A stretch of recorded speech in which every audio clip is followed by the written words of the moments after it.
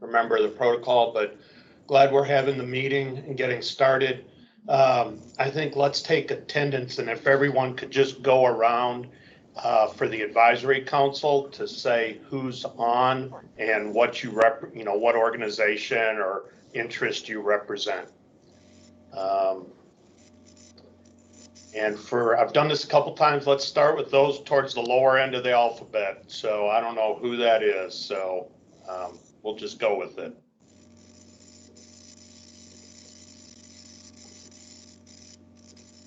Dave, would it be easier if I just took roll call?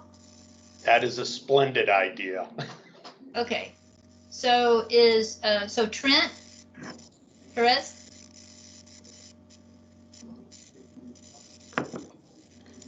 Scott Trevis? Good morning. You want to say who you are or what you represent? Sure. I represent a solid waste management company, work with Republic Services that's comprised mostly of commercial operations. Okay. Riza? Was that Risa? Yeah, Risa. Okay. Risa Weinberger with Risa Weinberger and Associates, and I represent the composting industry and environmental educators. Okay. Heather Douglas. Heather Douglas.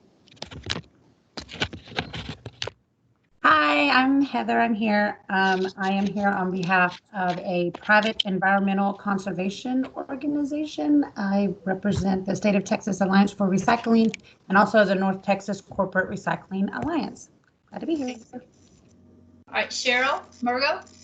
Good morning. I'm Cheryl Murgo with the Houston Galveston Area Council, and I represent a planning region. Okay, Chuck Rivette. Hi, I'm Chuck Rivette with Waste Management. I represent a professional with experience operating a commercial landfill. Jim Wolverton.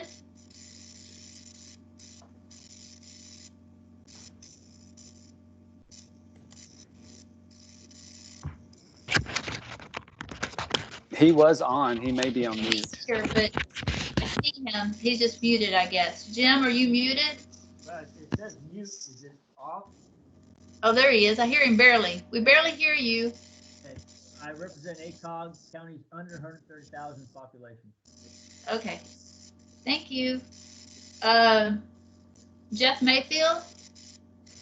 Hi, Jeff Mayfield, North Texas Municipal Water District. I represent a public solid waste district or authority.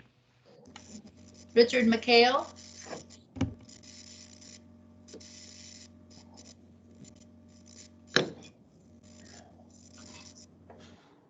Richard, are you with us today? I don't see him. Okay. Scott Pasternak. Good morning. This is Scott Pasternak with Burns and McDonnell, and I represent the general public. Maurice Pitts.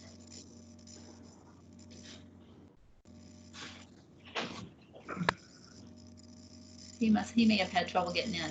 Okay. And David Dillard. I think you're on mute. I see him. It's on mute. Okay. Judge Dillard, do you have the ability to unmute? How's that? Perfect. Okay, Judge Dillard representing counties under 25,000. Okay. All right. So right now I have Mr. Perez and Mr. McHale and Mr. Pitts not present. Okay. Thank you for that. And then who is in attendance from TCEQ? And then we'll get into the agenda. Okay. This is Diane Barnes with MSW permit section. Good morning. This is Earl Lott. I'm the Director of Waste Permits Division. Chance Gooden, Section Manager for the Municipal Solid Waste Permit Section. Charlie Fritz, Assistant Director in Waste Permits Division. Haya Zeman, Permitting and Registration Support Division, TCEQ. Gene Mueller, Section Manager, BPS Section and Waste Permits Division. David Greer, Manager, Public Education Section. Megan Henson, Scrap Tire Program, Waste Permits Division.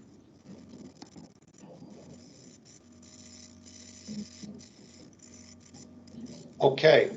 Well, thank you everybody for attending.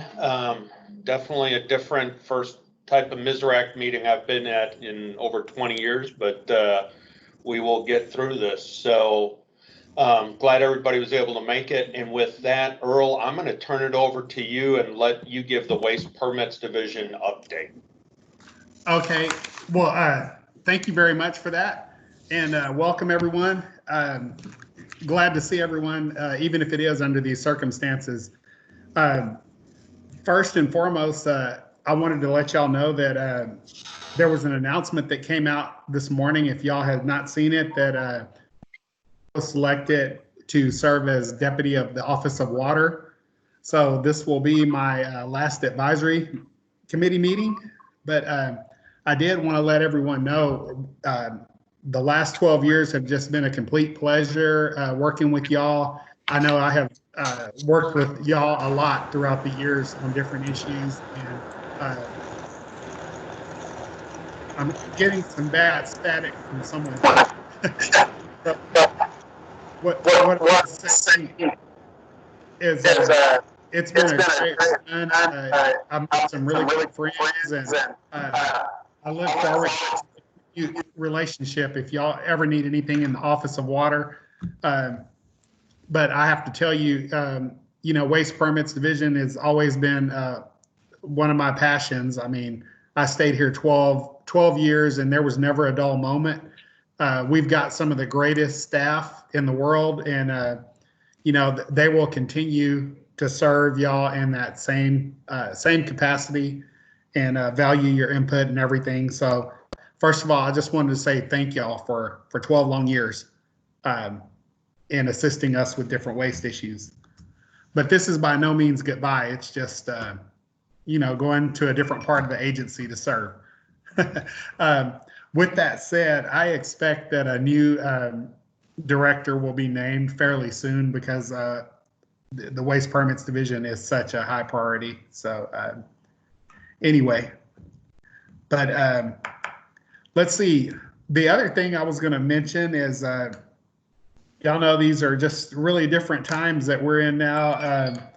You know, I was about to brag on something, and that's since March 23rd, the agency went into full telework. So we moved, in a matter of days, we moved our entire division to working from home. And we've been doing that successfully since March 23rd. You know, thanks to our staff and just the technical expertise and getting us all set up. And I was really going to brag on Teams, even though it didn't work so smoothly this morning. I know we're about 30 minutes late starting, but that was a simple glitch we had. But, you know, everything else has been working great. We've been continuing business processes as normal and working through Teams. We're having pre-application meetings with applicants through Teams. We had our first public meeting last month.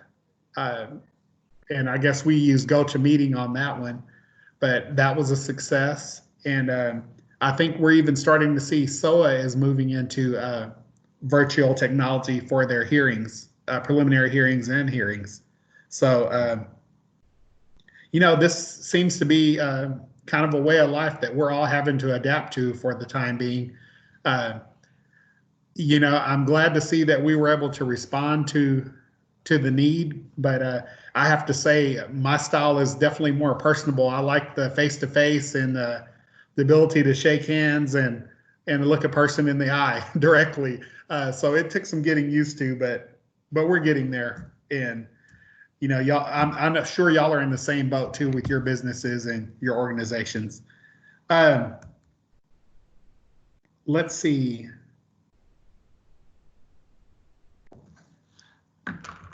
I had a couple of other things I was gonna,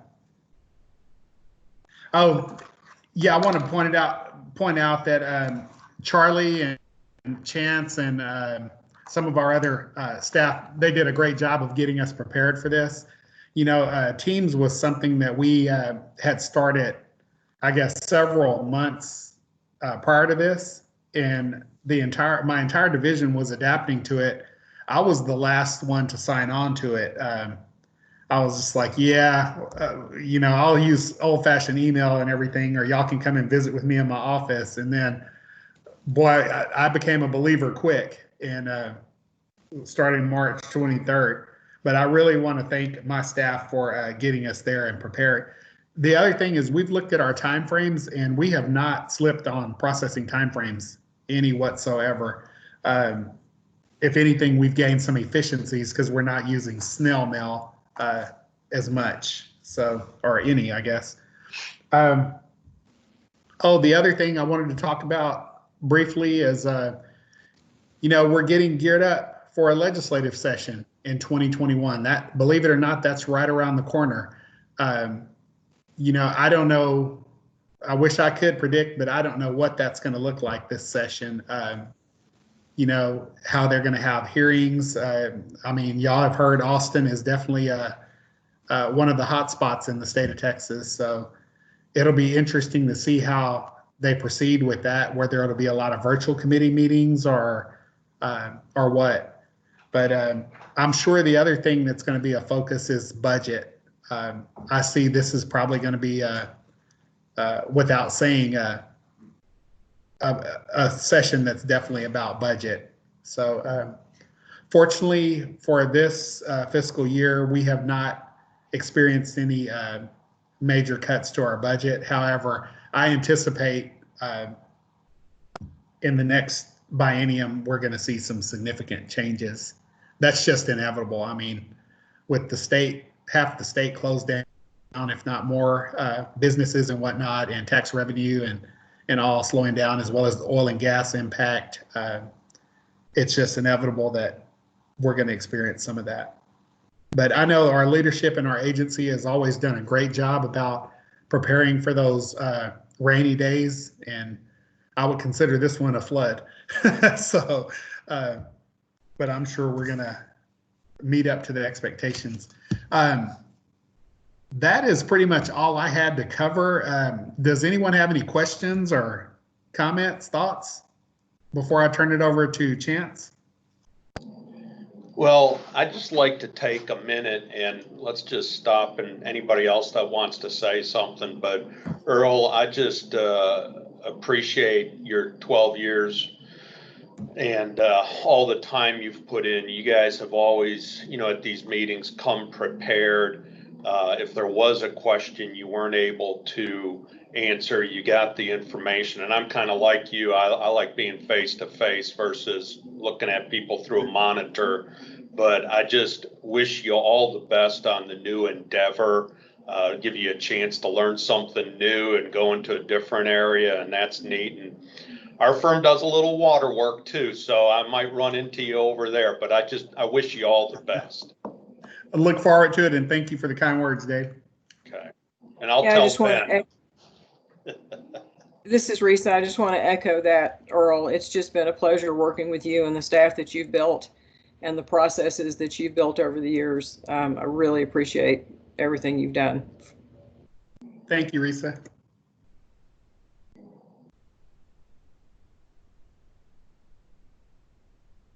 All right. Well, I guess I will turn it over to Chance. Aren't you next on the agenda?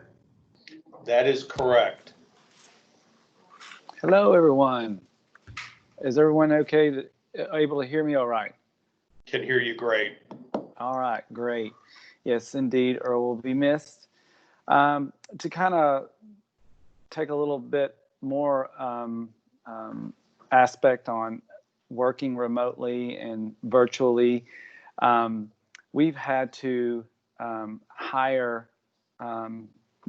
staff, a number of staff, without ever physically meeting them. I've yet to meet 4 new staff. We have hired Adam, Curtis, Savannah, and Yee, and many of us have yet to actually meet them. So Happy to say that they have, I guess, hit the home floor running. Everything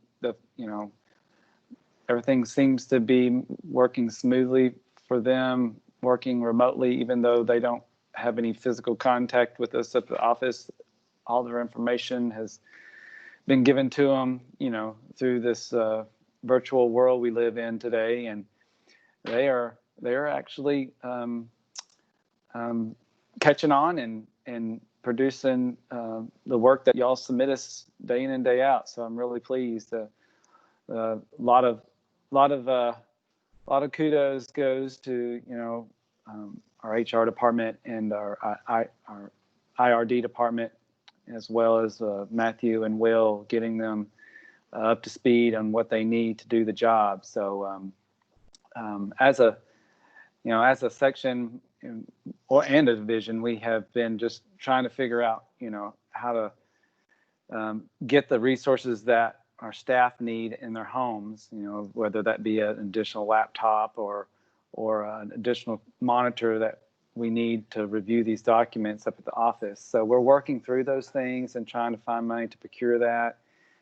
Headsets, microphones, just to make their jobs a little bit easier working from home. And so those are things that we're doing. We didn't think we would be working this way for the amount of time we are, but we've been told that we don't know how long this is going to go. So we're starting to plan for the unforeseeable future. This is the way we'll be operating.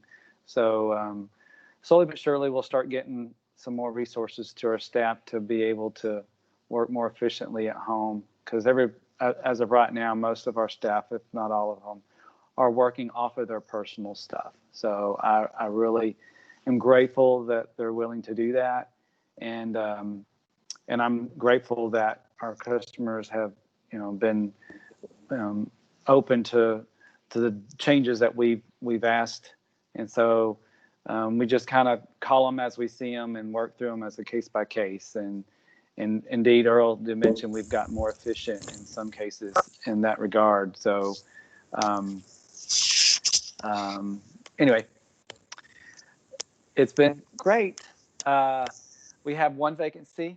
We lost an engineer. So if there's anybody out there that that is an engineer and looking for a job, it is going to be posted soon, if not already. So get the word out for us. And we have been, like I said, been processing applications. It hasn't been an issue for us. We did have a little bit of hiccups trying to get public meetings scheduled. Also, we got several contested case hearings. So we're working through those issues, and it seems to be working. So, hey, Chance, did you make sure that Dave heard that about a vacancy for an engineering position? I know he knows a good engineer. Thanks, Earl. We actually have two. The other one's is going to be in industrial hazardous waste. That's my sister section. So we're going to be posted together. The other item I want to just briefly touch on was the legislative bill that we're implementing. Just give you an update on the rulemaking. It's still underway. The comment period closed on June 16th. We received 2 comments, both in support, one from Dow Chemical and the other one from Texas Chemical Council.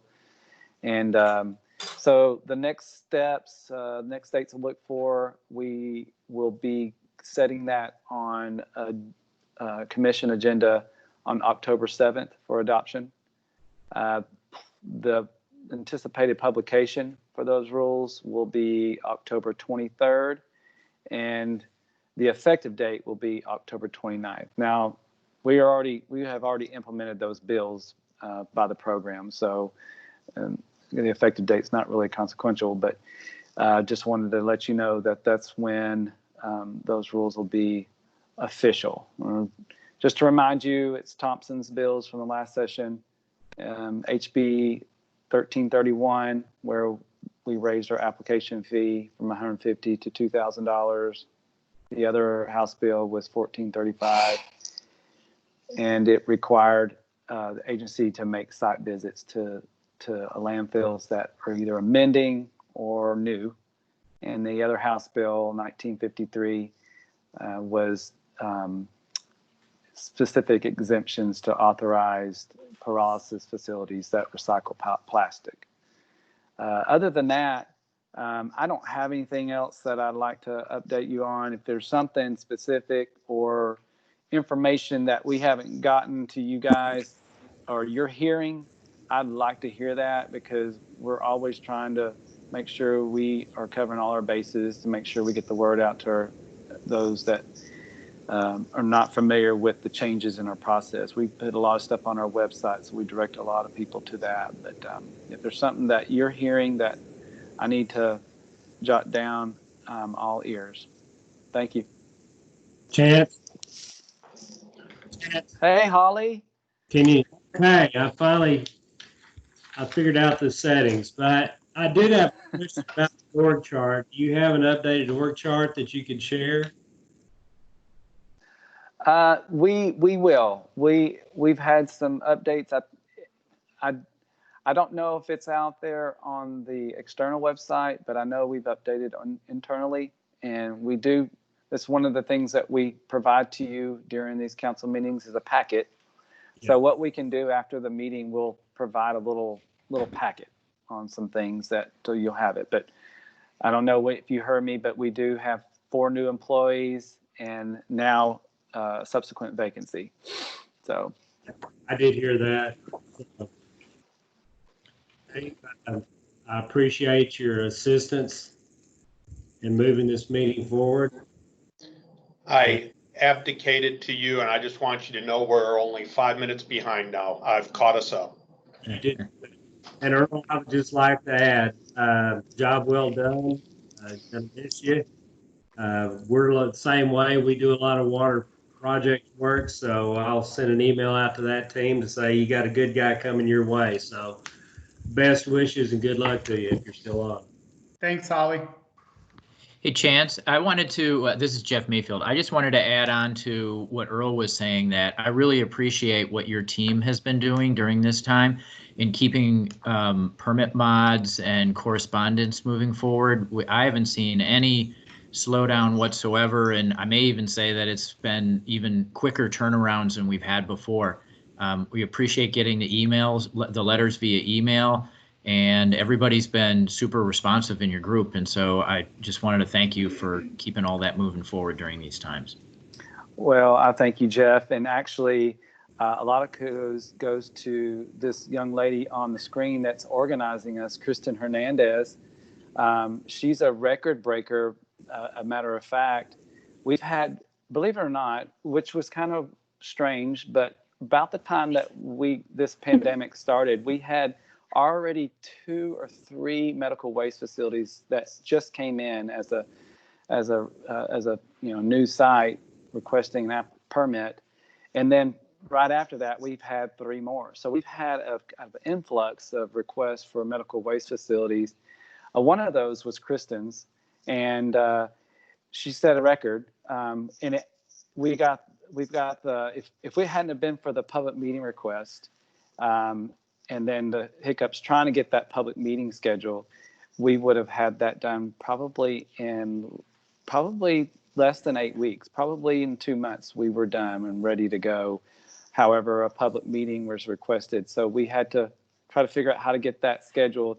But even with that public meeting, we had that from received to issued done in probably about 5.5 months.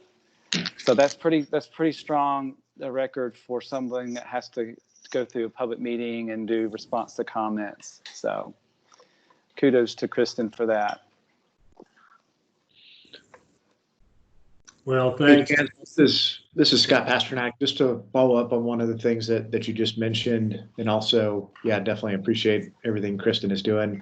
But I was curious, based on something you just mentioned about those multiple medical waste permits. Is there anything you can say as far as a summary of any thoughts as far as why you're seeing such an influx of those, and is there anything special about them? Each of them have their own reasons why they're doing it. Like I said, a few of them were already in the hopper before this pandemic kind of broke out. I know that there was one. There's a couple down in the San Antonio area that were a need.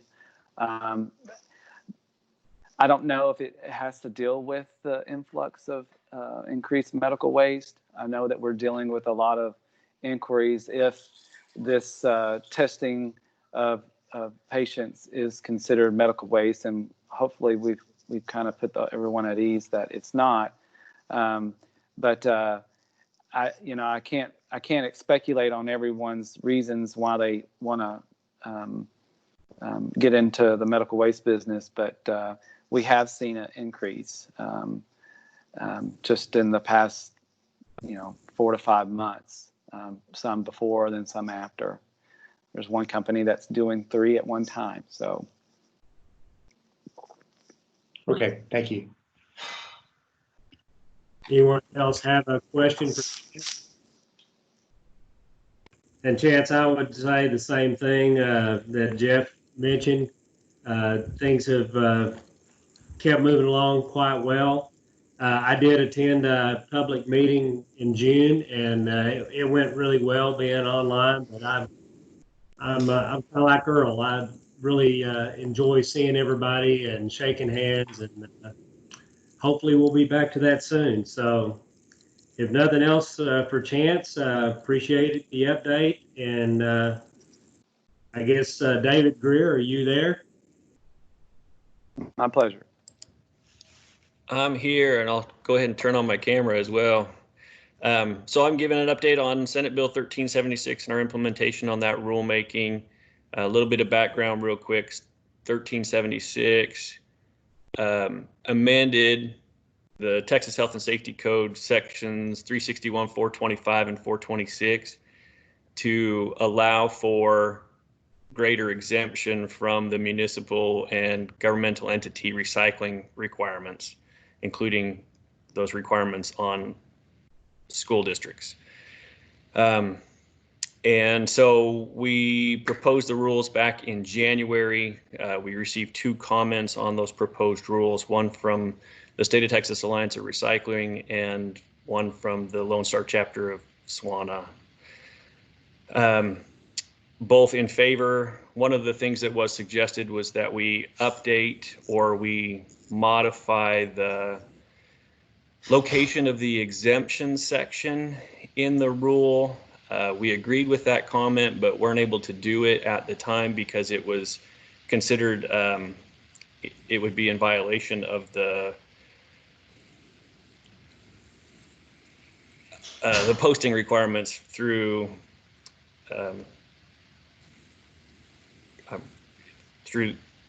the posting requirements. I can't think of what it's called. So anybody who watched the adoption agenda in June 10th, adoption agenda, Chairman Neerman encouraged us to, he also agreed with that comment that we should add additional clarification by swapping the 2 sections, 203 and 204, in 328, the new subchapter K. So the rule was adopted, and we were requested to go ahead and make clarification change to renumber sections 203 and 204 just to reverse that order to provide clarification that exemption section applied to the entire subchapter and not just subsections 201 and 202. And so we are already in the process to make those changes, and we'll move forward with that as soon as we can. Appreciate everybody's comments and feedback on that, and glad we were able to move that project forward. With that, I don't have any additional updates on that rulemaking. Okay, does anyone have any questions for David? This is Diane. I don't have any questions, but I just wanted to let you know that Richard McHale joined the meeting, and And Maurice is on, so he joined the meeting as well. Right. Holly, this is Jeff Reed. Can I, not on the council, but can I ask a question about that? Well, I'll tell you what, Jeff, if we could follow our normal protocol, I guess we would wait until the public comment period later. That's all. I'll just call David later and ask my question. I guess go ahead, and I guess if there's no one on council objects, I guess go ahead and ask. Sure. All right, well, David, I was just wanting to find out if an entity wants to request an exemption, what that process is going to look like, if y'all have got that figured out yet. Sure. Well, we do have that figured out. Our plan is to work with the entities. We're doing that through emails right now. What we're doing is working with the entities to go through their process to identify what options they do have for recycling in their communities, and we want them to document those options that they do have for those municipalities and entities that don't have opportunities for recycling within their local programs or with ease of option. The statute is clear. If it's going to create a hardship, those entities should have the ability to be exempt from that program, and we're asking them to document that hardship and the lack of recycling opportunities. And we're going to continue to base it on a complaint-based investigation process. So as long as you've got it documented that you are eligible for that exemption, the law has been in place for the last 30 years, and very few individuals have been cited for violation of, or very few entities have been cited for violation of lack of program. And we anticipate that that will continue the same way. Thank you. I appreciate the allowing me to ask that. All right. Anyone else have any questions for David? David, thank you very much. Appreciate that. And so we will continue on the recycling market development plan and with Scott Pasternak. Scott, I know you're there. Yes. Yeah. Good morning, everybody. David, is there anything you want to say about this, or are you good if I just launch into my presentation? I would just say a thank you to our partners with Burns and McDonald and the subcontractors. We've had a couple of hiccups, and they were kind enough to work with us in moving some of the deadlines that we had originally planned. We really appreciate making allowances for those changes in this timing of uncertainty. And with that, thank you, Scott. Please move forward. Yeah, sounds good. Now, if there's anything we've all collectively learned over the last few months, being flexible in a variety of things is definitely the name of the game, and has certainly been the case with our efforts on the recycling market development plan, some of which I'll cover in the discussion this morning. So for those of you all who have been on the council for a long time, you're probably familiar with work that Burns and Mac has done in the past, most recently the study on the economic impacts of recycling, and then prior to that, the Texas Recycling Data Initiative. So this is more or less the third iteration of that, but there's also some really beneficial additional efforts that are being undertaken as part of this recycling market development plan that I'll talk about with you all this morning. So when we've done those prior surveys, which again for this recycling market development plan, the focus there has been to get at the root of what's happening in Texas from a recycling perspective, both in terms of the quantity of materials that are being recycled, but then also to get an understanding of what key issues are. And one of the reasons why we have been successful in that in the past was meetings like this, as far as being able to talk to people before and after the meeting. So it's not just doing these presentations. So this time around, our efforts are definitely different. Our team has made a complete pivot to undertake all of this on an online basis, and so far things are going well. But as members of MSWRRAC, we would definitely ask that as you all, either our facilities that we've asked for you to please respond to our survey to to please do so. And even if you're not a facility, to the extent that you have interactions with various facilities in Texas, to definitely just in the course of those conversations, just please ask people if they're aware of the survey and ask for them to respond to it.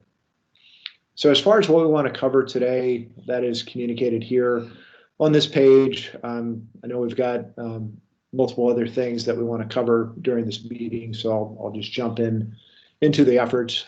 Our project team is very similar to work that we have done in the past in collaboration with TCEQ. We have brought on Circular Matters as one of our subcontractors with their knowledge on the market development side. And similar to our past projects, we are, again, collaborating with both STAR as well as RETRAC in terms of the administration of the survey. So to get into a little bit more detail, to build on what I said in my introductory remarks, this slide gives you a sense of the purpose and background for the project. And so at the top of the page, that first bullet where it talks about assessing the current recycling activity in Texas and to examine the economic impact of recycling industry throughout Texas, that really is very similar to what we did under the study on the economic impacts of recycling. But that second bullet is where we get into a greater level of detail for this project, and that's to develop a recycling market materials market plan designed to stimulate the use of recycled material feedstock. So really what we're looking to do here is to increase the economic and environmental benefits of recycling for Texas businesses, citizens, and governmental agencies. And this is why your participation or your facility's participation in this project is really so critical. The intent of this is to have an actual plan that will be implemented to improve recycling all across the state of Texas. So a little bit of background on this. This was authorized by legislation from the 86th legislative session via Senate Bill 649, if you want to read the bill itself. And like I said earlier, it does build on prior projects like the study on the economic impacts of recycling, and TCEQ did retain our firm through its competitive bidding process. So a little bit of information about the survey itself. Again, it's very similar in its administration to the one that we completed previously. One key change, though, is that we are targeting not just municipal solid waste material, but also industrial materials based on what was in the legislation. Again, it's a voluntary online survey. Similar to past projects, we are requesting business-sensitive information, but I've provided a very detailed confidentiality plan that also includes a non-disclosure agreement that I'll walk through in just a couple of minutes. But just as was the case for SEIR, confidentiality is really critical for this project. The survey is again hosted by RETRAC, and then we are providing on-demand survey support. The survey opened at the beginning of June and is going on for another couple of months. So far, we're getting good survey responses, but with any survey effort like this, until we actually get everybody that we're after, we're going to keep after folks, and there is a little bit of uncertainty with everything that's happening with C-19, and that's where, again, as much as people on this call can help out with the process, we definitely appreciate it. And then anybody who did respond in 2015 will definitely have access to their prior submittals. So this is a graphic that we've communicated to the council in the past to communicate who we're really looking to focus in on getting data from. So this communicates how recyclable materials move in a general perspective. So a generator will typically have their materials collected by a hauler, but in some cases those materials may go directly to an end user or manufacturer. Think about a big box type store. But for the most part, material will go to a processor, whether it's commercial or residential recycling or food scraps or yard trimmings that will go to some type of a processor. So it's those processors and end users that are inside Texas are the entities that we're primarily focused on for this survey, but some material does make its way outside of Texas that's generated from within Texas. So that's why the column on the right is communicated for the outside Texas. So we are selectively surveying both processors and end users and manufacturers outside of the state. This next slide gives you a sense of what materials are included. So it is very similar to what was included in SEIR, but there were some subtle distinctions with regard to what was included in Senate Bill 649. So you can see everything that's listed here. I will mention that there was, in particular, a carve out to exclude some of the metals materials, and we have been able to follow up with some of the folks on the scrap metal side from an industry perspective to get some additional perspective as far as why there was that exclusion for those metals. And essentially, and this makes sense, those scrap metal folks said, hey, scrap metal recycling is already working very effectively in Texas. We just don't need for that to be a key part of the market development plan. So we're proceeding accordingly based on that direction.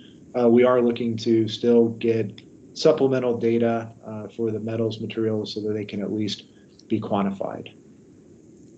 If you're an entity that is going to respond to the survey, this slide here gives you a sense of the type of information that we are requesting. So it's just your facility location and description of that. Ideally, we would like to get your data for calendar year 2019, but if it's on a fiscal year basis, that's okay. And then we want to get into details in terms of the quantities of those materials. And then to minimize double counting, we also need to ask a few other details in terms of percentage of materials that are either imported or shipped to other processors or that go directly to mills. And then we want to communicate this information on a net basis. We're also asking for how much contamination or residue is there for processors, and then what the yield rates are for end users. And then similar to SEIR, we're also asking for employee payroll and revenue information so that we can quantify the economic impacts. We know that last time some companies only were comfortable to provide the tonnage quantities, but not the economic information, and that's perfectly fine. We would definitely prefer to get as much information as you would like to provide, but we understand if there is any reluctance. I will also mention that there are several members on MSWRRAC who are targets for completing the surveys, and we've already had great discussions with each of those companies, and definitely welcome your participation in the survey, and thank you in advance for that. And then the last bullet on here is that there are additional questions that focus on market conditions as well as to help with aspects of developing the market development plan. Like I said earlier, confidentiality is a core component to this project. On the project website, we have not only our confidentiality plan, but also the non-disclosure agreement. So any company that would like to have us complete that, we will definitely do so. There's also an opportunity to mark any of the information that a company would like to identify as a trade secret as defined in the Texas Public Information Act within the survey response process as well.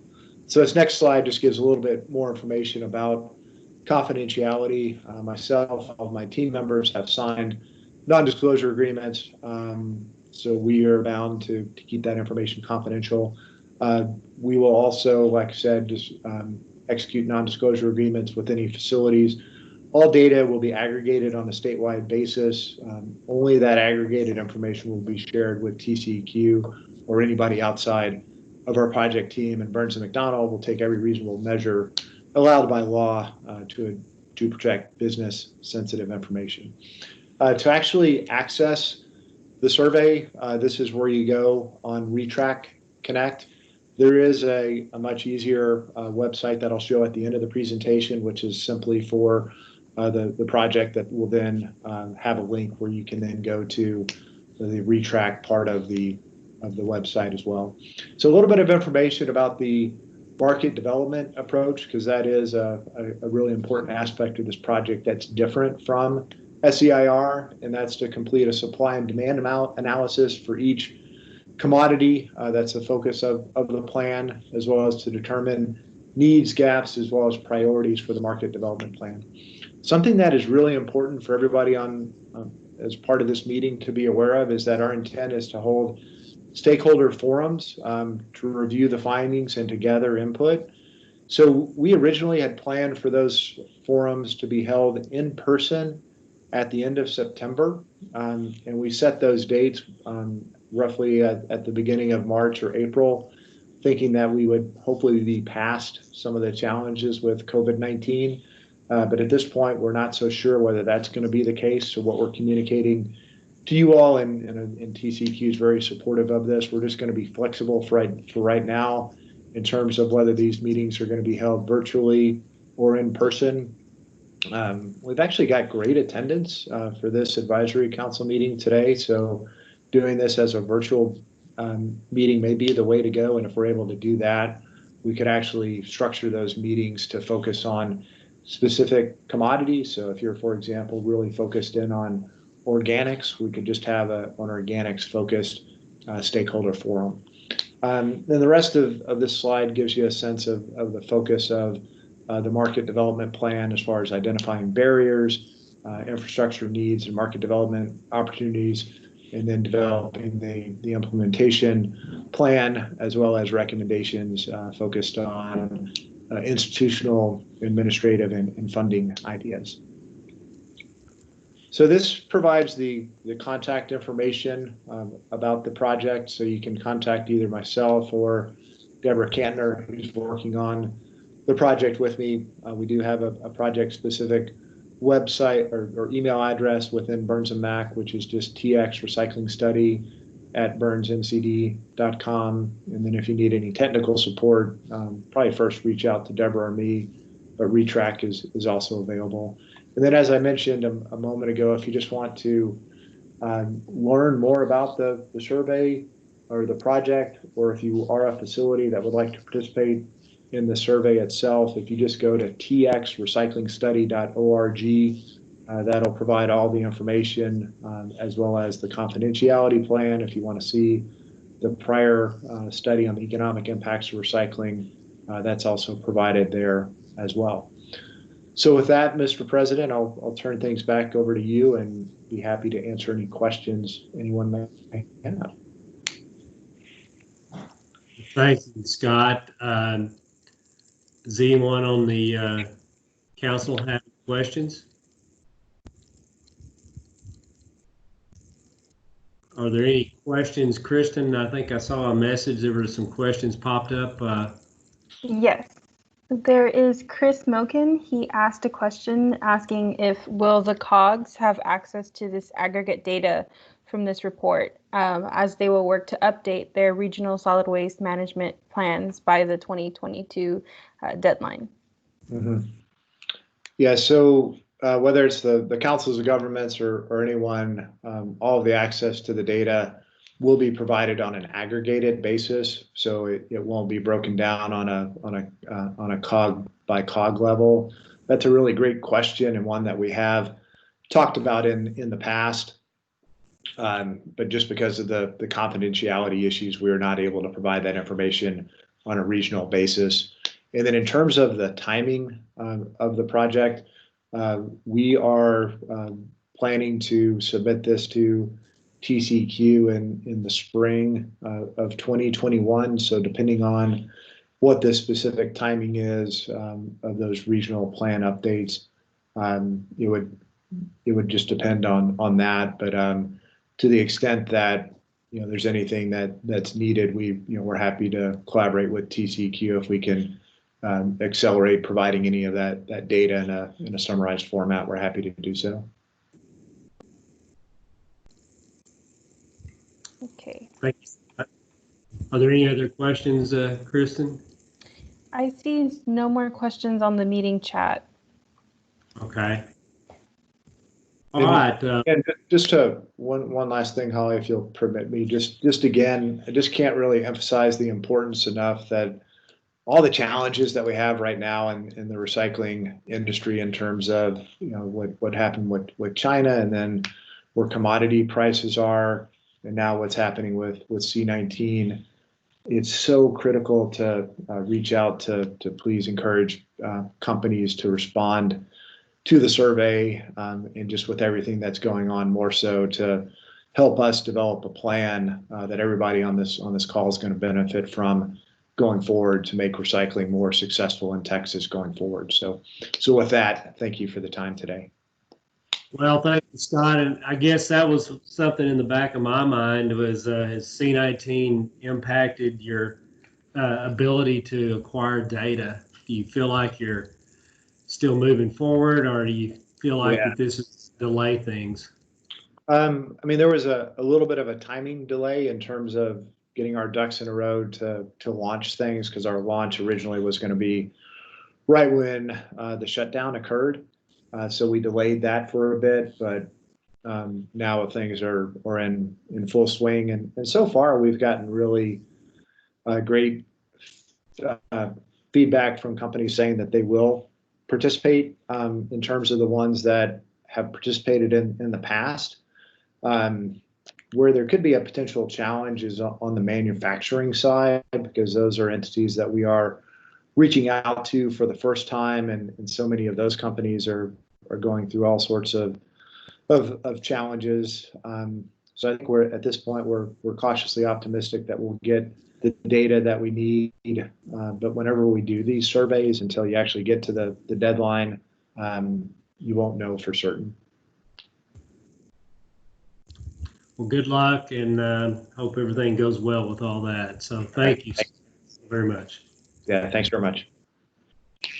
Point out, if you haven't seen it, it'll pop up on your email. Diane did send us the latest org chart. Thank you very much, Diane, for that. And we will move along now to the scrap tire program update. Megan Henson, are you there? Yes, I am. Give me 1 second. I'm going to share my screen. You can see my presentation.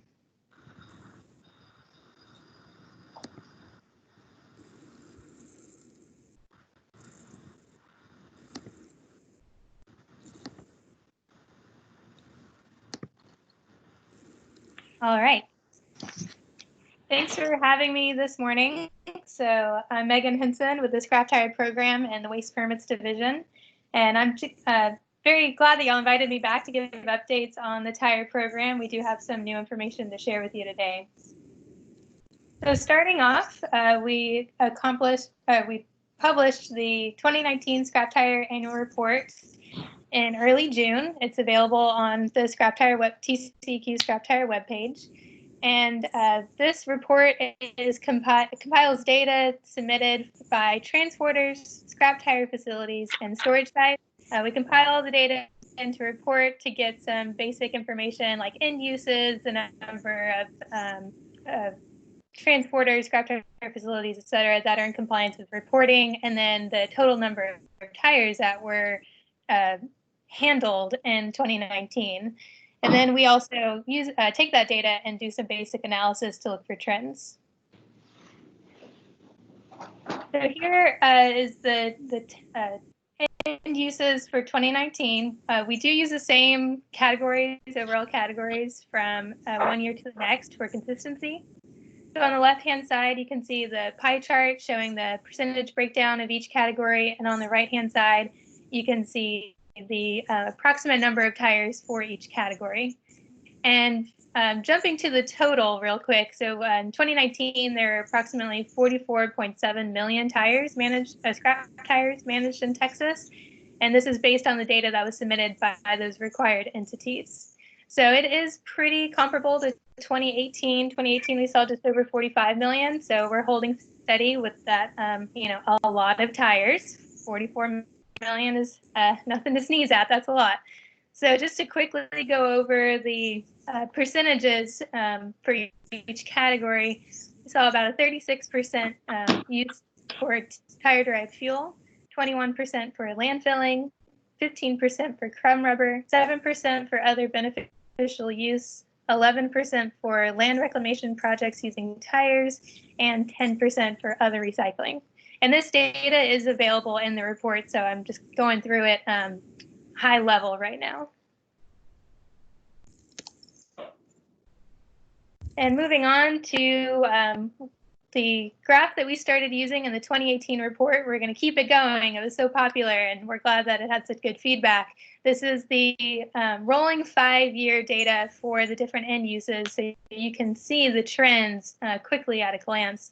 And just focusing between 2018 and 2019 for now, we did see an increase, a small increase in tire-derived fuel, but we saw what would be a pretty significant decrease in landfilling, with an increase in the LRPUT and other recycling. So I'm going to get into some possible reasons why, but that is exciting to see less tires going to landfills.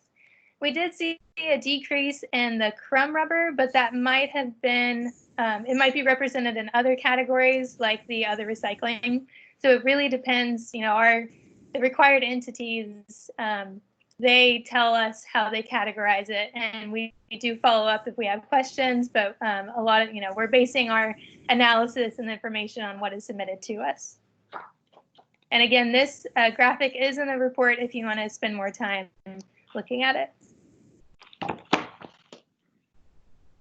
So I think it's pretty well known at this point amongst the committee that the unauthorized tire sites in Texas are a problem, but for 2019, exciting news. So we had a decrease in 3 million tires at these unauthorized sites. They were cleaned up from 14 sites throughout the state, and they're ongoing at 18 sites.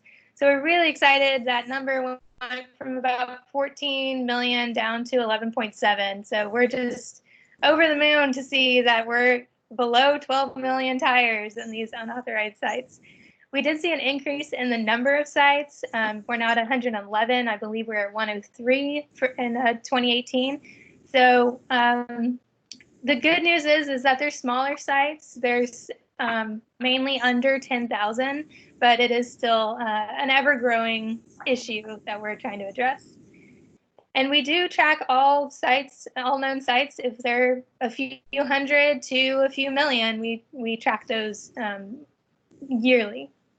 And the reason why we track them is because there are risks to having these unauthorized scrap tire sites.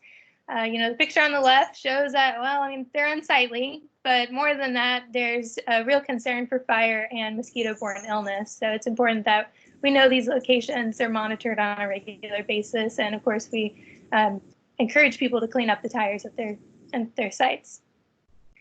And there's a lot of challenges that go along with cleaning up the sites. Again, even if it's 100 tires, it could be the cost for transportation disposal. That's a challenge for the landowner or the business owner. If they're in a rural area or there's not a lot of disposal options, they can get kind of stuck with not having a competitive market. The condition of the site will make a big difference on cleanup costs. If it's an easy blacktop road that they can just drive right to the tires and clean them up, that's going to be a lot less time consuming and a lot less cost than if it's out in the back 40 with holes that are bigger than the trailers that need to get to them. So keep that in mind as well. And then the condition of tires can limit where the tires can go as far as an end-use facility. Whole tires versus tire pieces have different uses, but then if they are dirty tires that have vegetation grown in them, that are really old, they're not going to be the top choice for something like tire-derived fuel, so that might limit where those tires can go. So these are just an overview of some of the challenges that we continue to see across the state with these different sites. This map here shows unauthorized sites for 2019. And again, this is in the annual report, so you can spend more time looking for the one closest to your community or your city. And I think one awesome thing about this map compared to previous years is the largest dot that represents between 2.4 million and 5 million tires. There's only one of those left. So that's pretty exciting. We're hoping that some of those smaller ones also are cleaned up over the next few years as well. So just to summarize what we saw with the 2019 report, again, the total number of scrap tires between 2018 and 2019 are comparable. We're glad to see that there's not a significant increase. It makes planning a lot easier and understanding the market easier as well.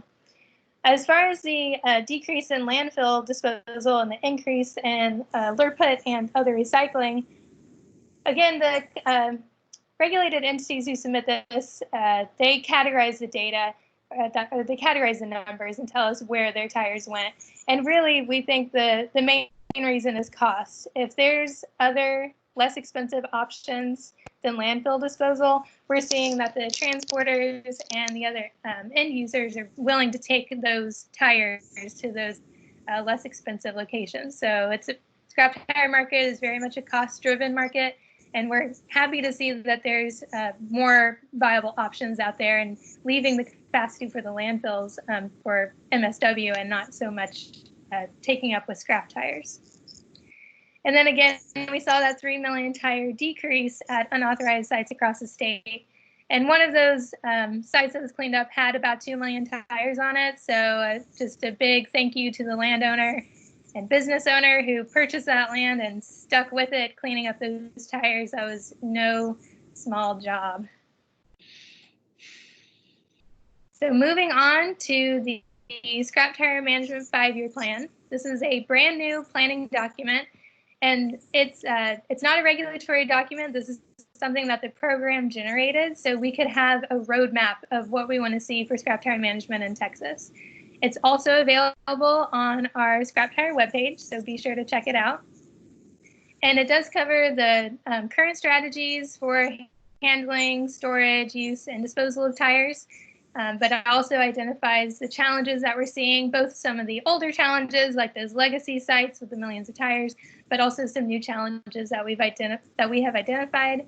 And it establishes goals to improve scrap tire management in Texas. And that was really the driving point of this plan, was that we wanted to establish goals to connect different entities together, to really just have a roadmap that the program can follow, and also bring different groups in as well. So the plan focuses, this first plan focuses on 5 main categories. Annual reporting, we chose this because the compliance rate is not as good as it should be, considering it is a requirement that transporters, scrap tire facilities, and storage sites report. We see about between 33 and 37% of the transporters reporting, and then luckily the end-use facilities who we really rely on for the data, we do see closer to 70% reporting rate, but ideally we're going to get 100% or close to it. So we identified that as an area to focus on. We also picked registered generators, and this is a follow-up from a project we did in 2019 where we reached out to 12,000 generators to check on the status if they're still operating or not.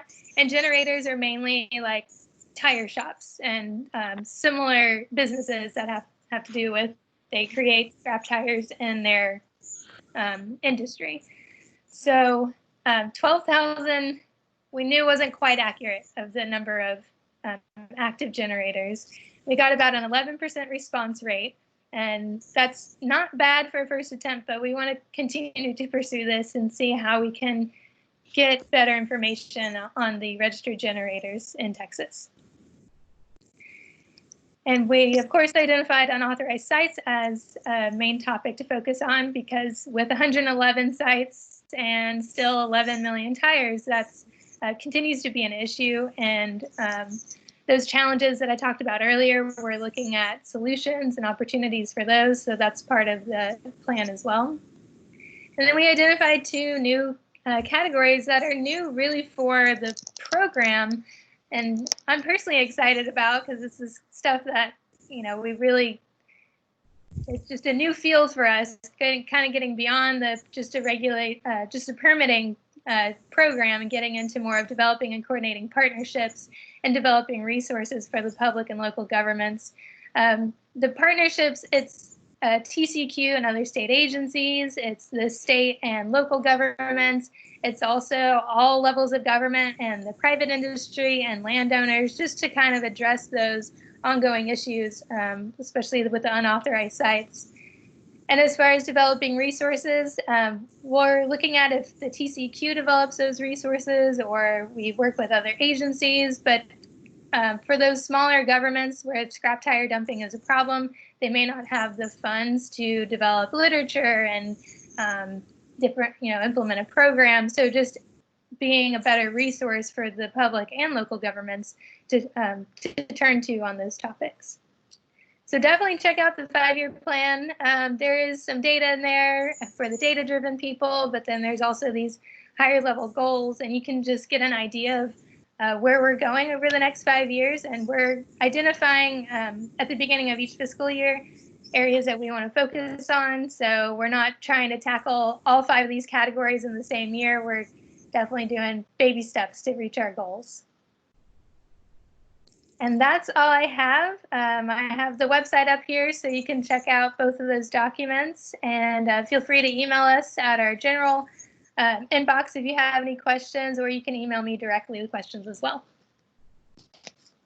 And I'm happy to take more questions. Well, thank you, Megan. I have one quick question regarding the, well, first of all, kudos, I guess, on knocking the total down by about 3 million tires. I was wondering about the unauthorized sites that you guys cleaned up. I guess how do you decide which sites you're going to attack? Is there a decision matrix you go through, or how do you pick a site with so many that are out there to choose from? So it is largely the landowners and possibly local governments who decide which sites to clean up. And that's the TCEQ doesn't provide funding for cleaning up the sites, but we do provide support as far as getting the right transporters in the area, the end users in the area.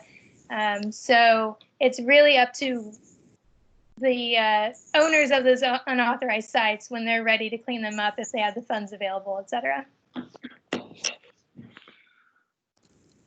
Okay, thank you. Of course. Anyone else on the council have any questions? Kristen, I think you got one online. Yes. So Chris Moken asked, what is the EPR for tires part of the plan? Sorry, can you repeat that, Kristen? EPR for tires part of the plan, question mark. I'm not sure what EPR is. Likewise. Anyone on the council know? Extended producer responsibility. Okay. Sorry, I missed that. Can you repeat it? Extended producer responsibility. I'm not sure.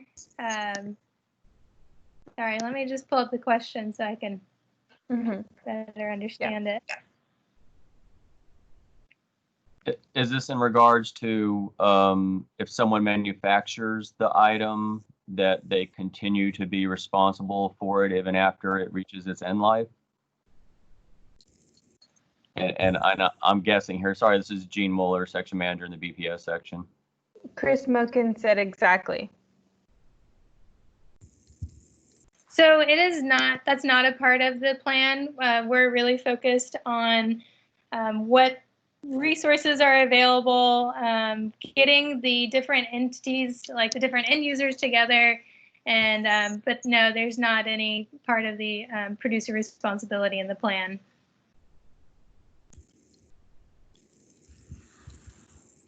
Very good, Megan. Well, if no one else has any other questions, I appreciate the presentation, and I guess you'll make that available online to everyone. Thank you, Scott, for putting your PowerPoint to everyone. So that's great that we can have that to refer to. So Megan, if you could do the same, that would be great. Of course. Thank y'all.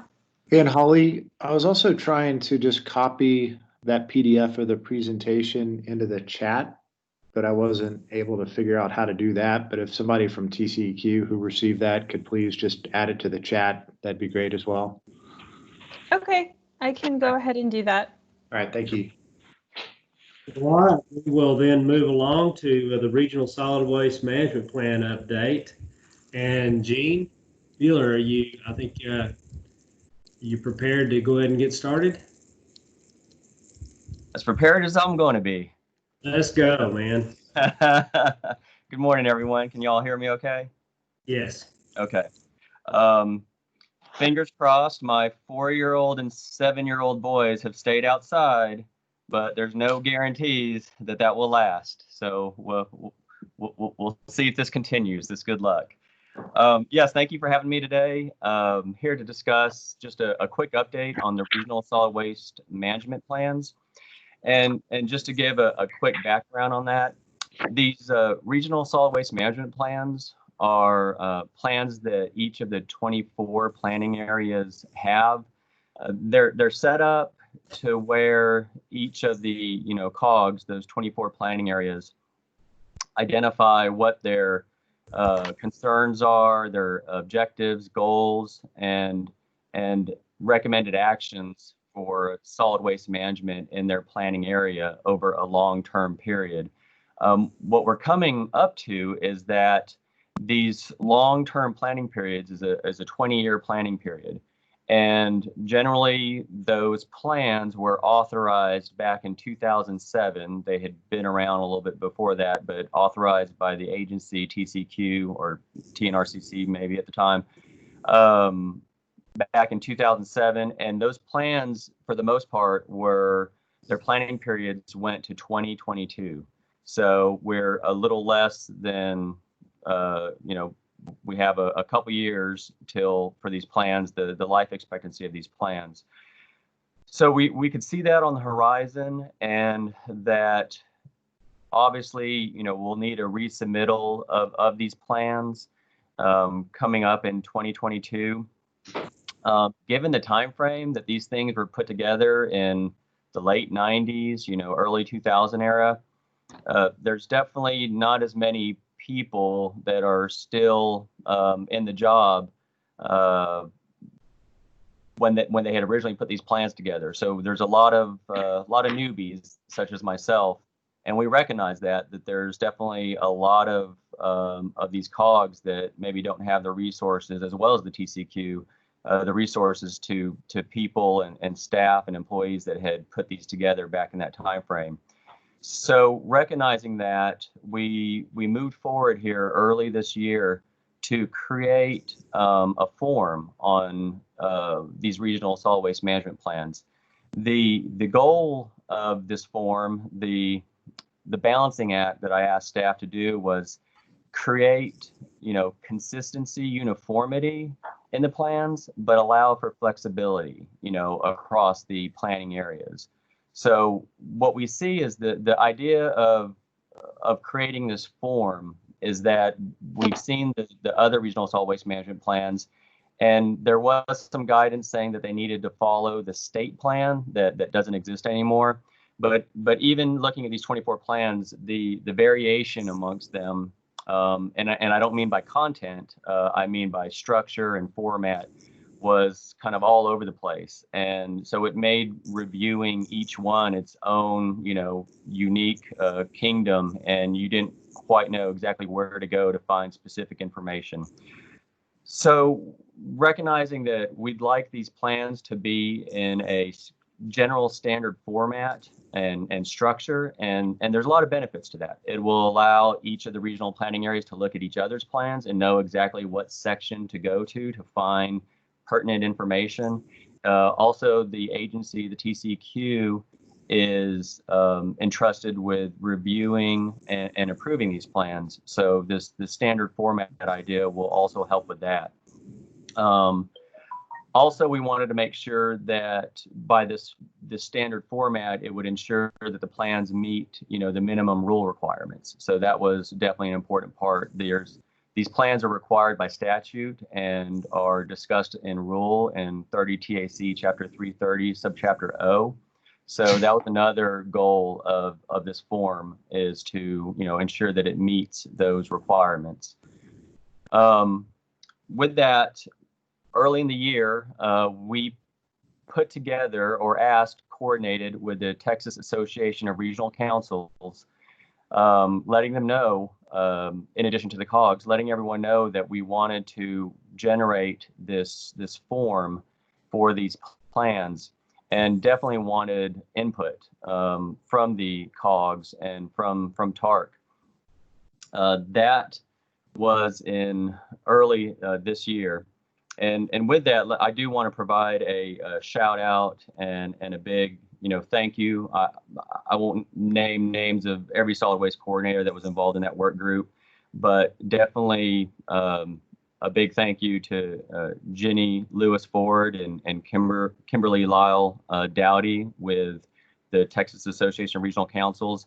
They were a group that we were able to coordinate with in order to create this work group. So TARC reached out and helped create the work group.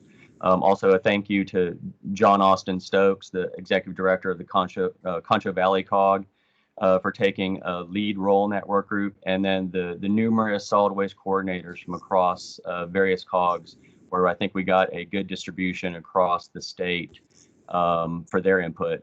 So generating that work group, we wanted to get buy-in and feedback.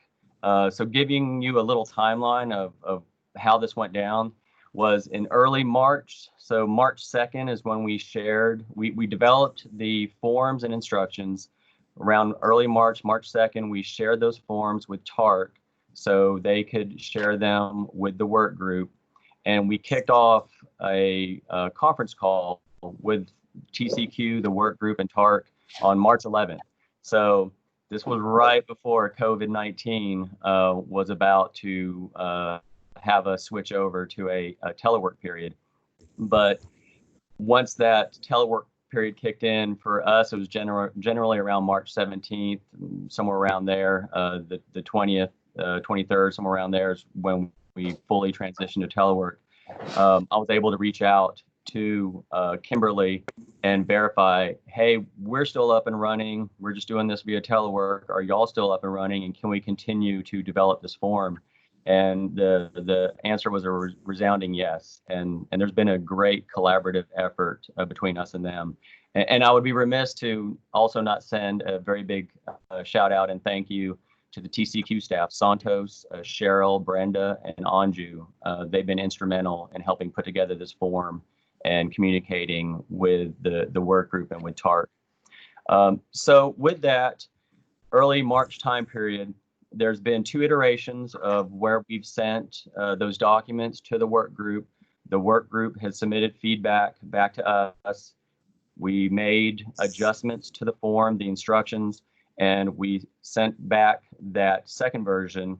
And on June 19th is when we received the response to that second version. And we're incorporating those. And what we're doing right now is we're actually creating the format. And actually Megan, who just spoke about scrap tires, she's helping us create the specific format of that form now. And then we'll end up having to send that to agency communications. So our timeline we're aiming for right now is by mid-July. So here in about 6 days, we're hoping to have a draft form that's in general shape of what we would like it to actually look like, the formatting, the accessibility, things like that. We'll share it with division for buy-in. We'll get that to agency communications so they can do their final tweaks. And then what we're looking at is hopefully the general timeframe is in August of this year. We'll post and distribute those forms, and then that will be a spot where we can start the training stage.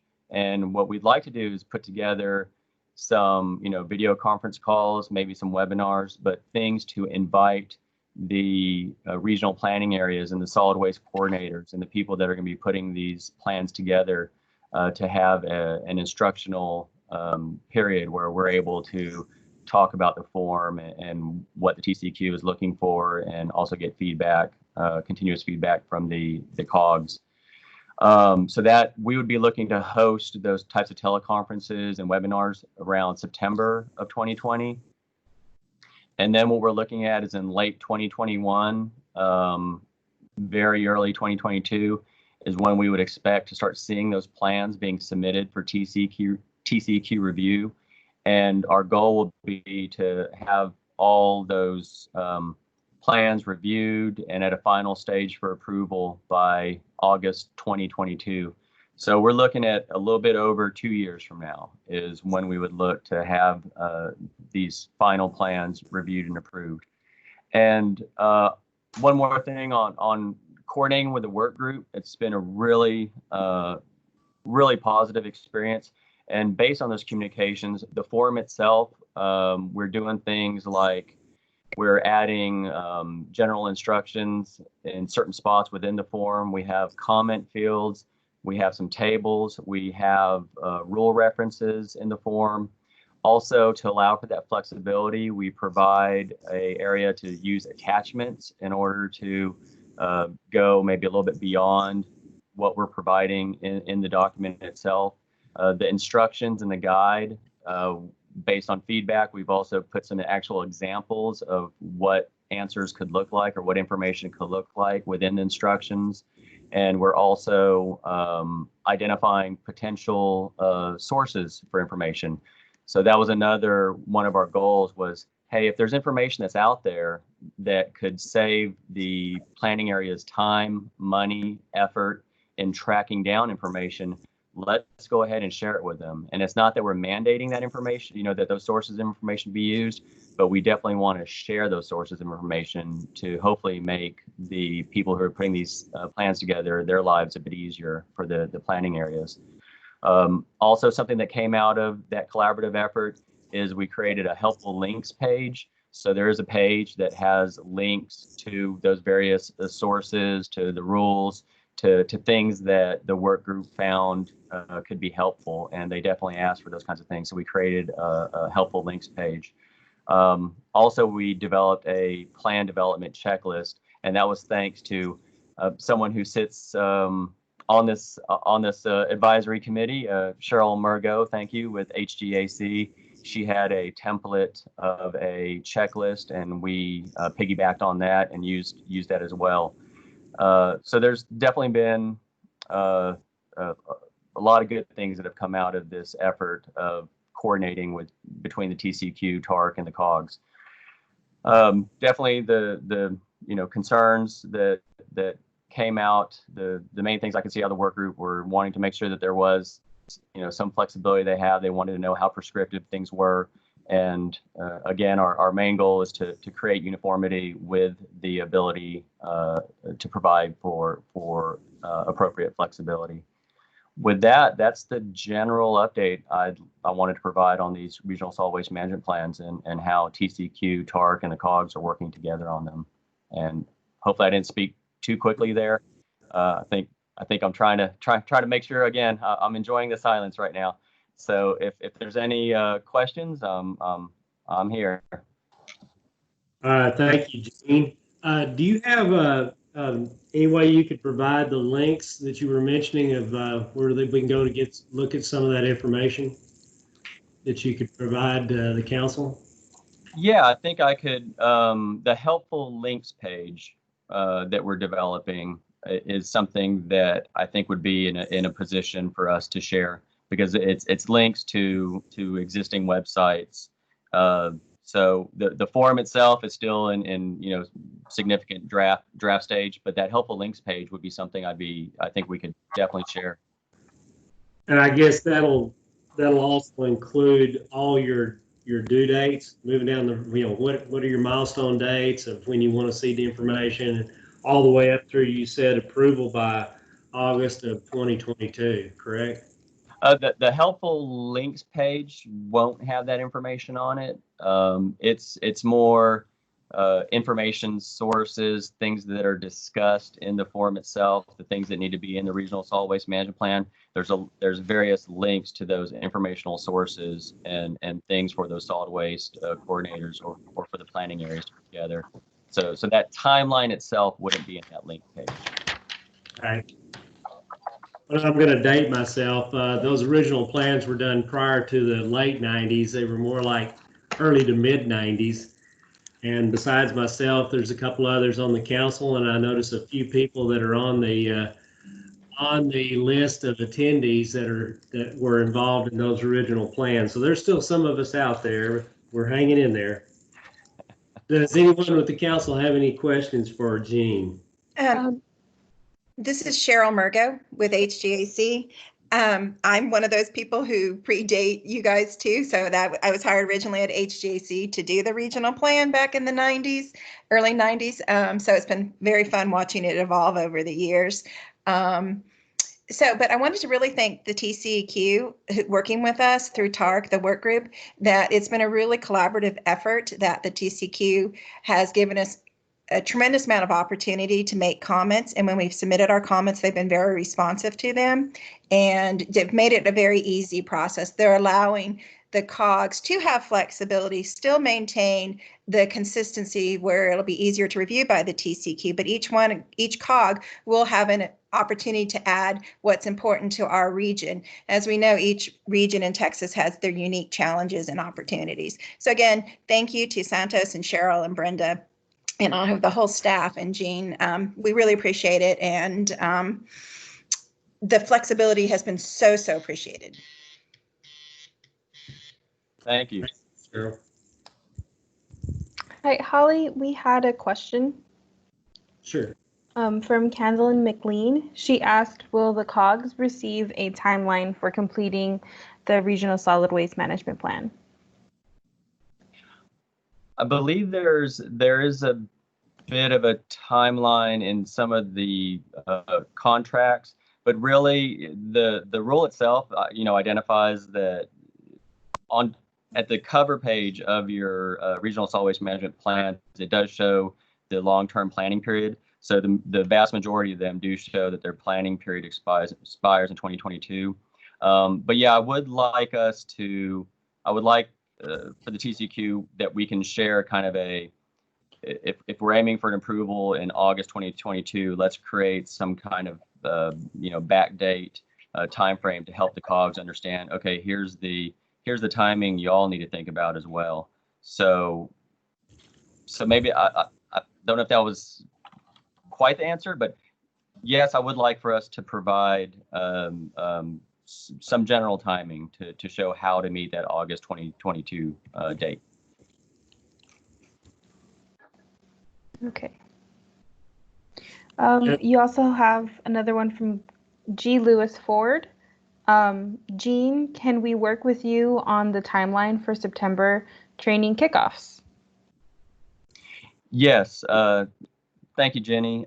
With TARC, that is something as we get this form in its more of its kind of final format. I do want to definitely continue working with. We all want to continue working with TARC and the work group to determine the best way to provide some of these trainings and webinars. So yes, we will continue the collaborative effort with y'all. Thank you. Any other questions out there, Kristen? Not that I can see, aside from you and Risa. Okay. Well, if there's no other questions for Jean, we will thank you for your time, Jean, and enjoy the peace and quiet while you got it. So, thank you, everyone. All right, let's move along. This next item is, we actually started this discussion in January when Earl gave the information about the funds and particularly the Fund 5000, and that led to a pretty lively conversation about that money. And there was before the April meeting, there were some discussions about bringing it back up, and so we were going to discuss this last April as far as any recommendations we'd like to make to the commission for where we think some of the money would be better spent, or maybe not better spent, is the right way to say it, but other areas to facilitate the solid waste management programs in Texas. So I went ahead and asked Diane to put it on the agenda to make sure that it's been well vetted.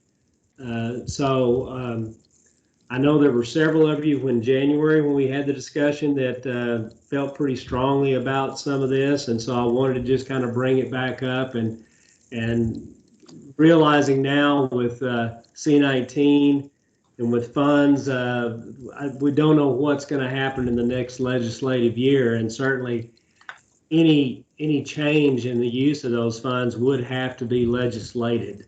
So I think our only mechanism we have is to make recommendations to the commissions, to the commissioners, to possibly put it on their agenda to move forward. So I'll just kind of tee that up and see if anyone would want to comment on that and discuss what we may or may not want to do. Well, Holly, this is Risa. I just have a general observation that might be worth commenting to the commissioners, and that's given the serious strain on the economy in general now because of, because of COVID and, a number of other issues. I'm getting junk calls now. I think it's even more important to consider releasing more of those funds through grants into the economy to get that money circulating through the economy in terms of equipment and facilities and operations. Because local governments in particular are, so strained. I understand that Fund 5000, it's important to maintain a large balance in Fund 5000 in order to help balance the state budget, which is mandatory. But on the other hand, in order to try to keep the economy going, particularly in our sector, and by that I mean solid waste recycling and including organics recycling, additional funding to kind of keep that economic engine running would certainly be helpful. And as the representative of the composting industry in this group, I'd just like to point out what a large percentage of the waste stream organics are and how important it would be not to forget the organics and composting industry in setting priorities for how to use that money. Thank you, Risa. Yeah, I could agree with that. Does anyone else have any thoughts they'd like to share?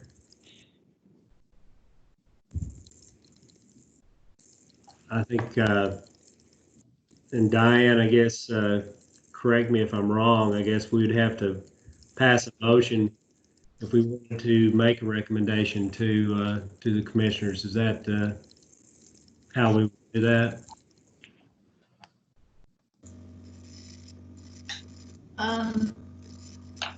That's what I understand, but I think the last time we had a discussion on this, I didn't know. Charlie helped me out on here about the LAR issue and about making. It still needs to be a directive from the commissioners to start discussing what to do about TCEQ's budget and any requests from the legislature. So my recommendation is a directive from the MSWRRAC committee. Okay. Hey, Holly, this is Dave. We can put together and, make a recommendation, but do you think it would be more successful if we had a specific dollar? And I'm just spitballing here, but would it maybe be more specific or beneficial if we had a specific goal? Just $500,000 or $1 million or whatever the number is, versus just, hey, it'd be nice if you could release funds. Yeah, probably would be. I just don't have I really don't have a feel for what that number should be, Yeah. This is Cheryl with HJC. Hey, Cheryl. Hi, I do have an idea for that amount. So it's a couple of things. One, I think the first thing is with the funds collected that they're fully appropriated. The TCEQ, I do believe, asked that for FY, the last biennium. I think of the 33.9, 100% of it was allocated back to the TCEQ and the COGS for the intended purposes. So I think that's one thing.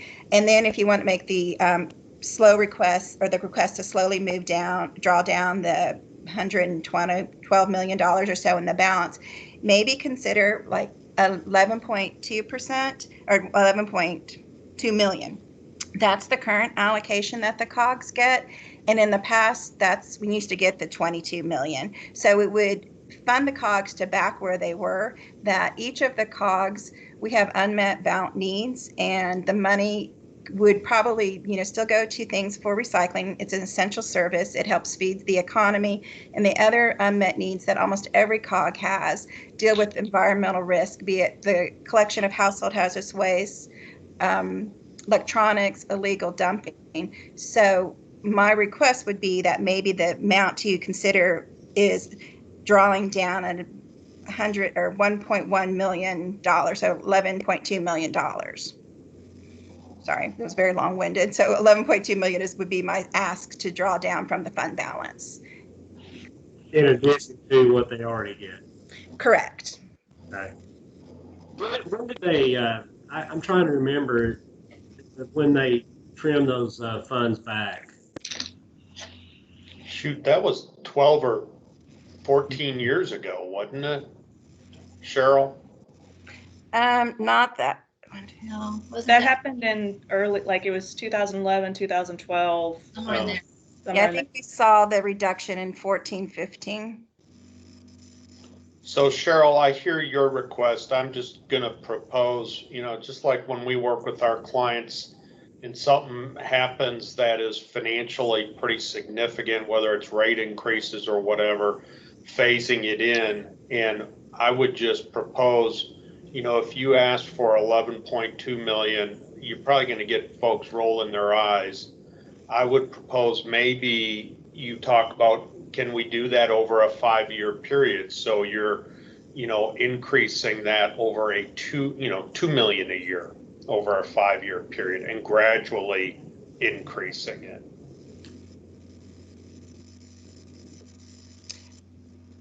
I can't speak for all the COGS, but I think HGAC would be appreciative of anything. Our local governments do need this money, that they have been, with everybody being at home, their recycling has taken a hit, either that in some areas that the services has stopped, or there's been an increase of residential collection, be it recycling and garbage and organics. Everybody is at home doing yard waste work or yard waste too. So we would be flexible by all means. And again, the main thing is just that it stays with its intended purpose of local and regional projects. And I think being funneled through the COGS has been a great success. We have a great partnership with our local governments and also with private industry through our council or our advisory councils and with the TCEQ. I do believe it will be a hard ask to get the additional funds, but as Risa said, it does, certify the budget. However, it is intended to be used for solid waste purposes. And Cheryl, I didn't mean to imply with what I said that I'm suggesting any change to the process of distributing it to local governments through the COGS. Thank you. This is Jeff. I would only perhaps add to what Dave was saying, that it probably, if we're going to make a time frame, it probably ought to be an even number of years, since they allocate it out in the 2-year and 2-year blocks. So that'd be 6 or 4 in that example.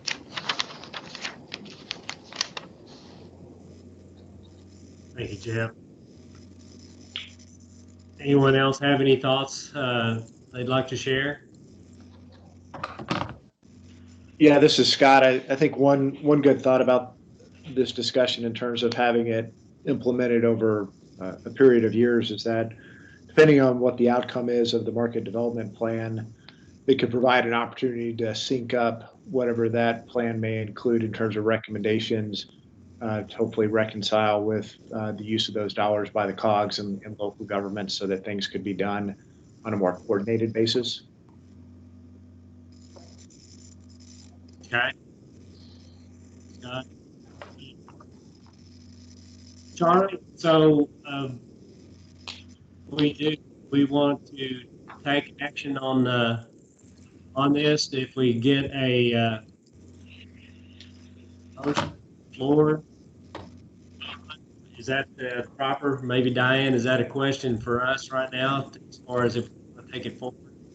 And I guess, is there going to be supporting document? Like, are you making a motion right now to gather more documentation and submit that to the commissioners, or?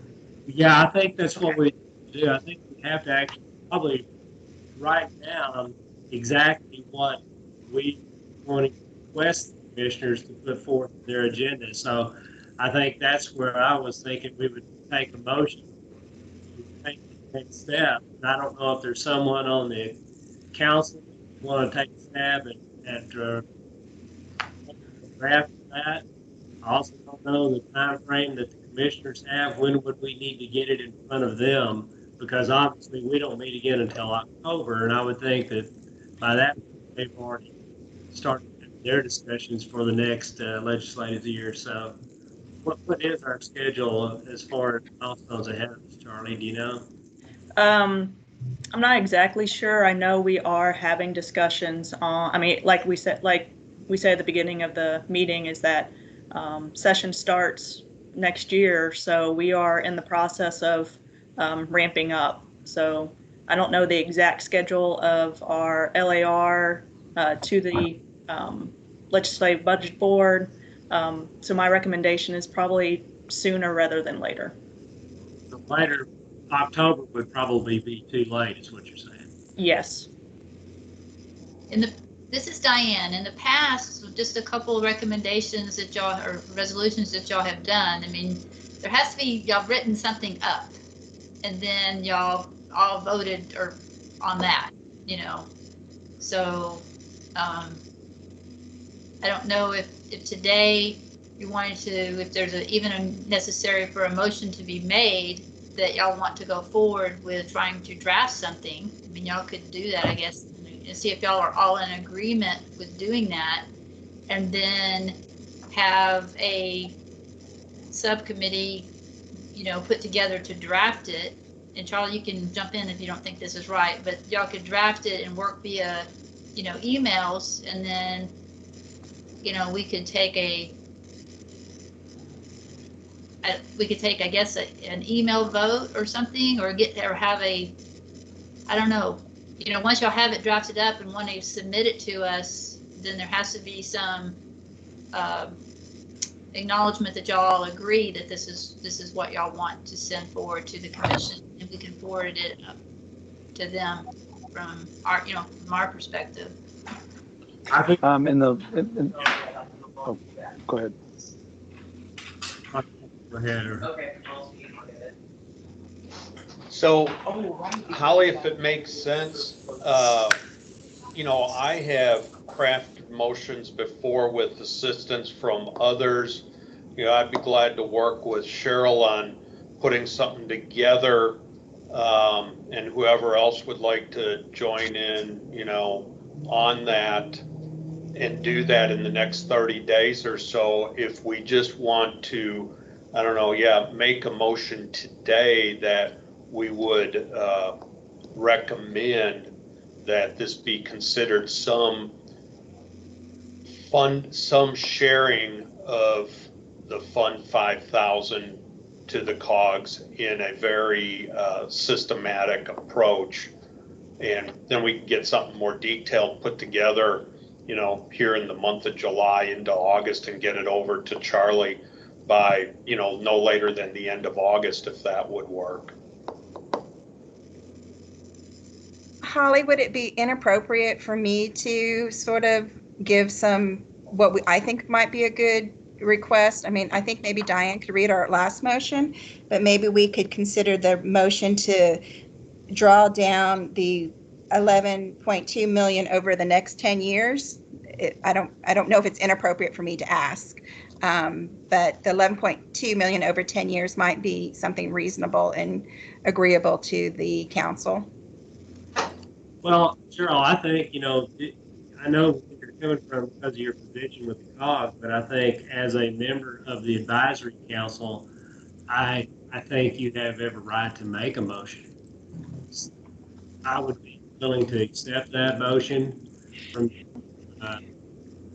So the motion would be that we would agree to develop a plan to submit to the TCEQ commissioners for their consideration for their 2021 legislative budget agenda to draw down some of the Fund 5,000 over a period of years to restore pre-14 levels or whatever it was that it dropped.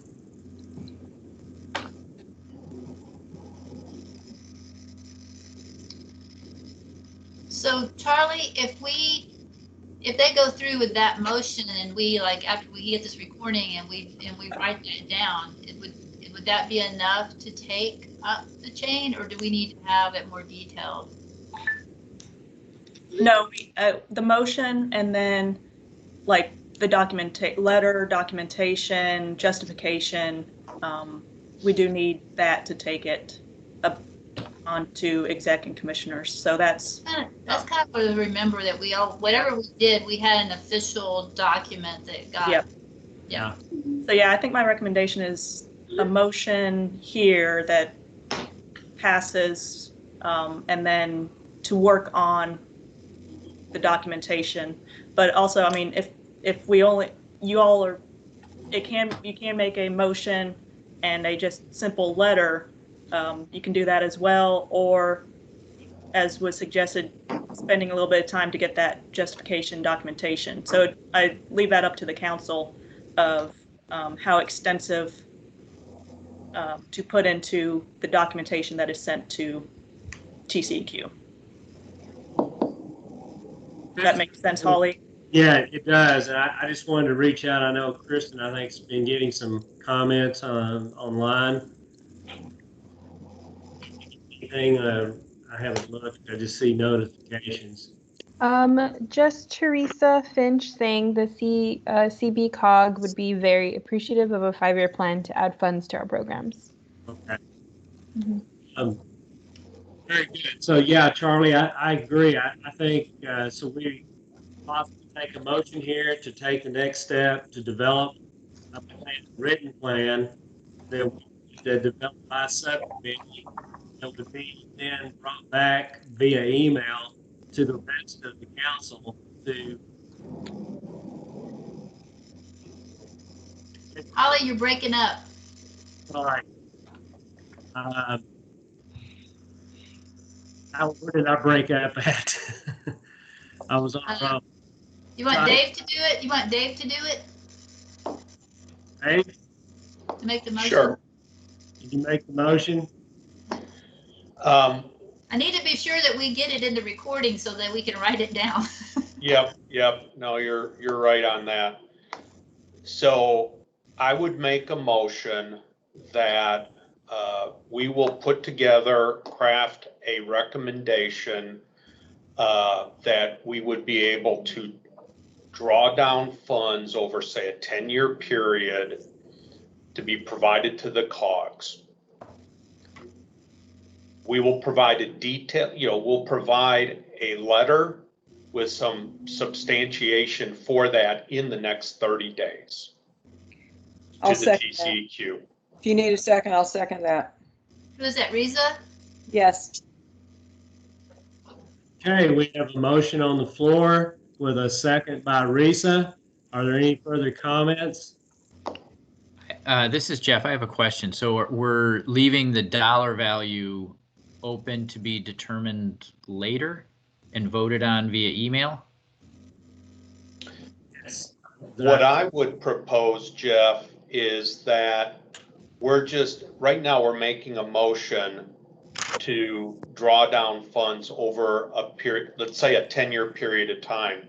And in this letter where we put it together, we would give a specific number. My initial thought is, yeah, $1 million a year over the 10-year period, growing over time, something like that.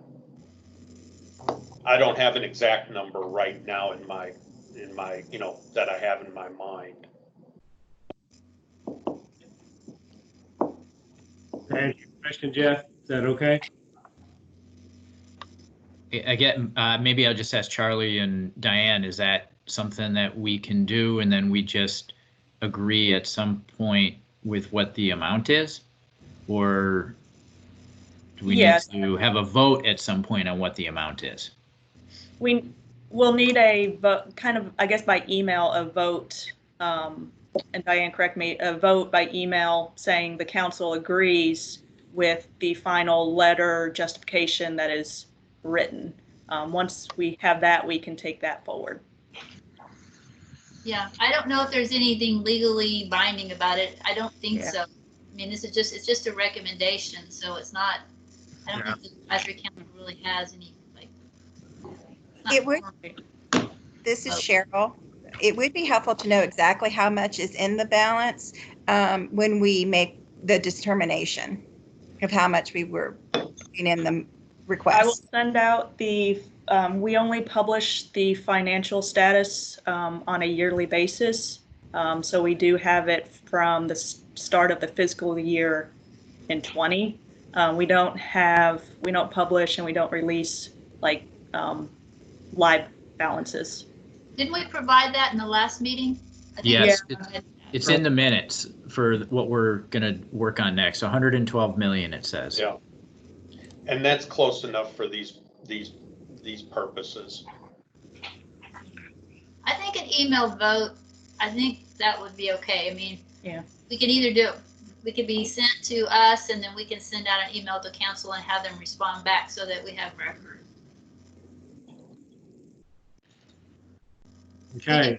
I think we can figure that out to make sure that everybody, we've got everybody's vote or agreement. So based on that, if that makes sense, Holly, I'll commit to getting together with whomever wants to provide feedback, and we'll get something put together and drafted and over to you in the next 30 days. So no later than August 9th. And then maybe you could distribute it to the rest of the MSWRRAC folks, and then we could do a vote there in, say, mid to, late August. Would that work, Charlie? Yes, I think that's good timing. Okay. If y'all would just copy Diane on your response so she can keep a record of everybody's response. Right, once y'all reviewed it, or we'll figure that out. We'll have to. Once do work amongst everybody has the council's email. So once you've got the document to the place where you think it's final and then are ready for a vote, Diane and TCEQ can organize that final vote. Yep. Great. No, we'll do that. I'm wondering if Holly froze up there. I did. Okay. All right. Well, from our standpoint, then I'll move forward with that. And Holly, that's all I have. Hey, Dave, this is Scott. If you want any or need any help from me or want to collaborate on the drafting the language, just let me know. All right. Great. Thank you.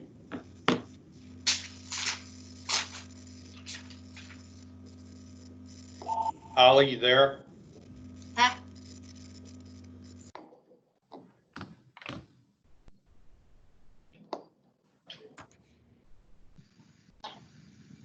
Holly, are you there? Dave, hang on just a minute. I'm on the phone. Holly just called me. He says he's got issues, so you want him to go ahead and finish?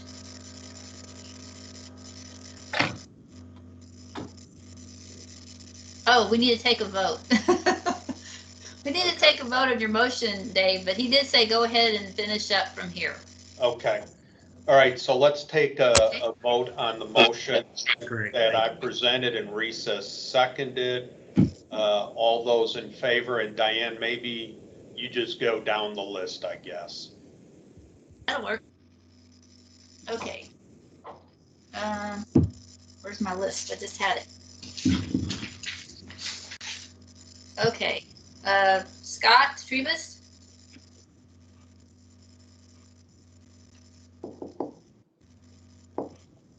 Scott, are you on mute? was here. Thought I saw him come in. Maybe I didn't have, okay. Riza? I see him. He's not paying attention. He's not hearing though, because he's not looking up. Oh. He's not saying, he smiled. Scott Trebus. Oh no, that's Scott Pasternak. Never mind. Yeah, I'm here. Never mind. Right. I'm confusing with Trebus Pasternak. Okay. Sorry about that. Yeah, no problem. All right, Riza? Scott Trebus left the conversation a little bit before 11:30. Yeah. Oh, okay, that's fine. Okay, Riza? I vote aye. Okay, I'll put a yes. Yes. David Yonke? Yes. Heather Douglas? Heather? Yes, she's nodding. Holly? Sorry, I was muted. Holly, you can nod. I'm gonna put yes. All right, can you chat? Can you say yes in the chat, Kristen? Yes, you can say, they can say yes in the chat. Okay. All right, Hey, Kevin? I mean, now I say yes. Okay. I think Kevin, is Kevin muted?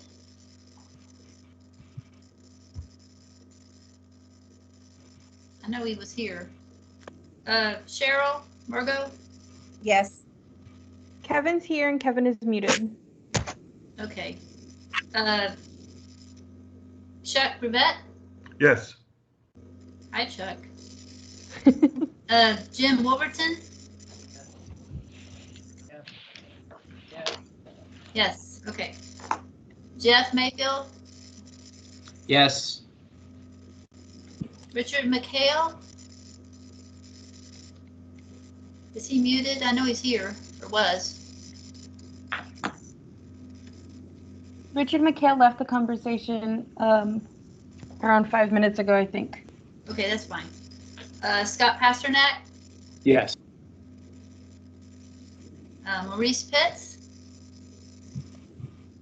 He was here. I don't know if he's muted.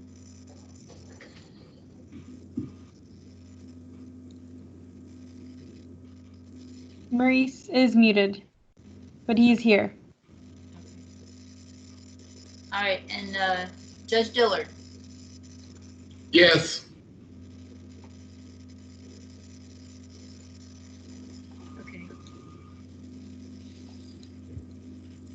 Scott Trebus, are you there yet? Is he still muted? No, Scott Trebus left the meeting around Oh, he left. 11:30. Okay, all right, I got him marked. Okay, all right, so we have 1, 2, 3, 4. Did I get Kevin? Kevin was muted? Yes, Kevin is still muted and Richard McHale just joined the meeting. Yeah, I'm sorry. If I'm voting, I agree with the motion if that's what we're doing. I got cut off temporarily. Okay, I've got you. You said Kevin's left the meeting? No, Kevin is in mute. Is in mute. Okay, I'll just mark it as a just no vote. So, okay, so we've got 1, 2, 3, 4, 5, 6, 7, 8, 9, 10. 10 yays. Is that sufficient then, Diane? Yes, sir, because we have so we only have 3, 1, 2, 3 that I don't have, that, they're there, but there's no vote. Okay, thank you. Holly, it looks like you're back. I'll turn it back to you. Yeah, so if that's enough to carry, then the motion approves.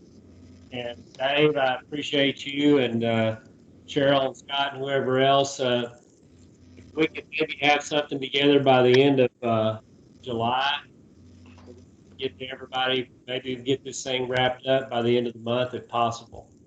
Yeah, and just so you know, Holly, Jenny sent an email. We really need to get it into the packet either July 15th or August 12th.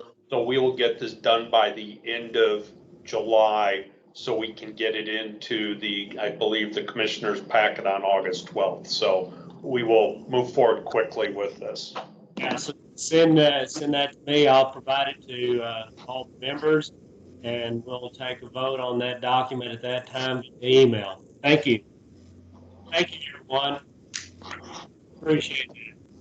So let's just move on.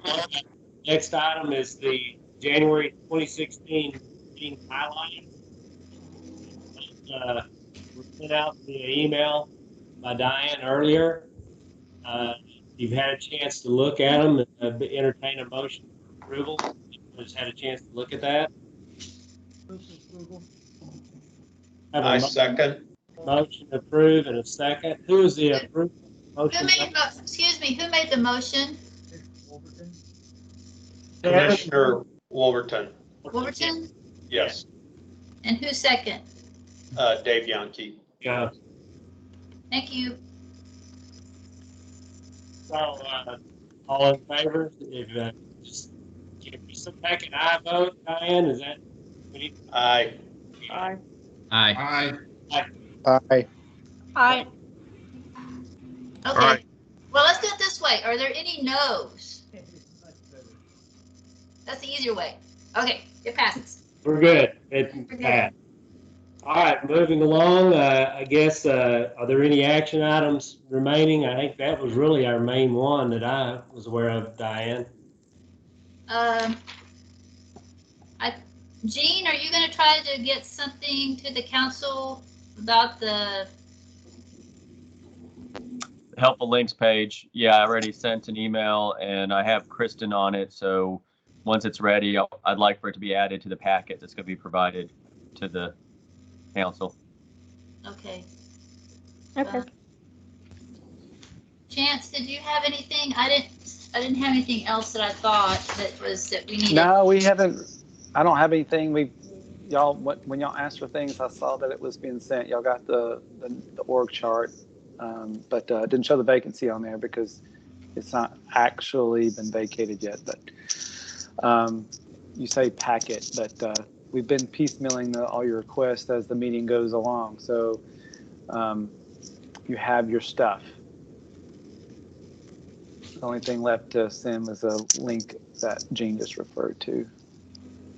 If there's something else that you are lacking in regards to putting together your resolution, just give us a shout and we'll get it over to you.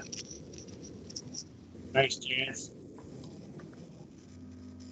All right, Kristen, I guess I'll ask you, are there any public comments on the chat line? No public comments, just a conversation between Dave and Jeannie.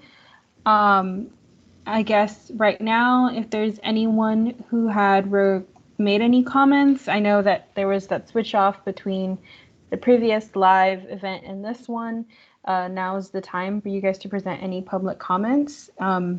You can type them in the meeting chat on the right-hand side.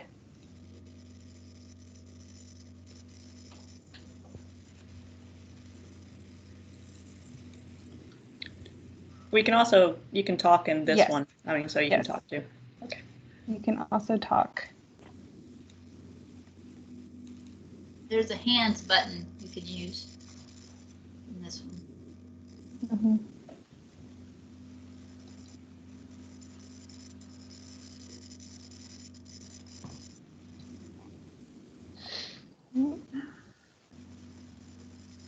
Everyone seems to be on mute, so.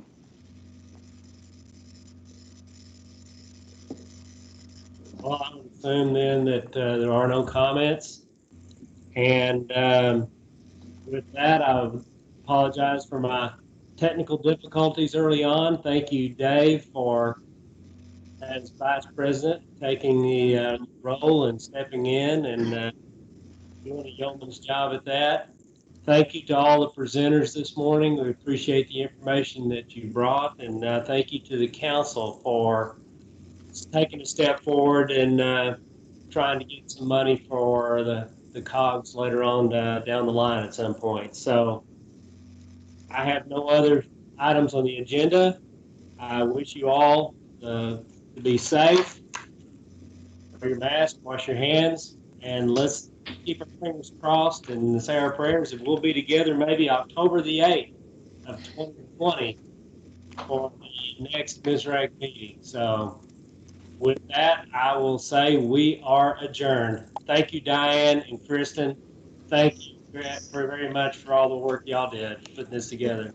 We thank everyone for their patience with this new technology. Thank you. Thanks, guys. Bye. Bye, everybody. Stay safe. Bye. Take care. Bye. Thank you. See ya. Bye, everybody. Bye-bye.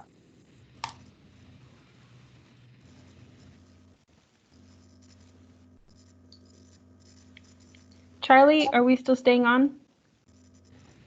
Yes, please stay. TCQ, waste permits, please stay on.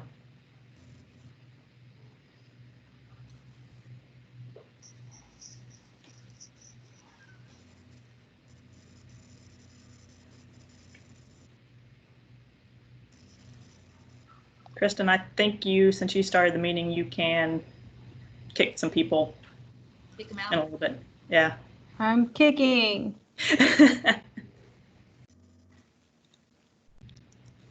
I think Megan left. Yeah, it's okay. She's still, Shows I her don't know, I still initials see down. her. Holly's still Oh. here. In the Oh, time- Maybe frozen. She's probably locked up. Megan's on. Okay, I'll remove Holly's Holly. frozen on there. Cheryl's still there.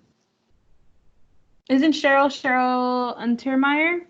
Yeah, that's Cheryl. No, that's other Cheryl. That's Cheryl Margot. yeah. Okay.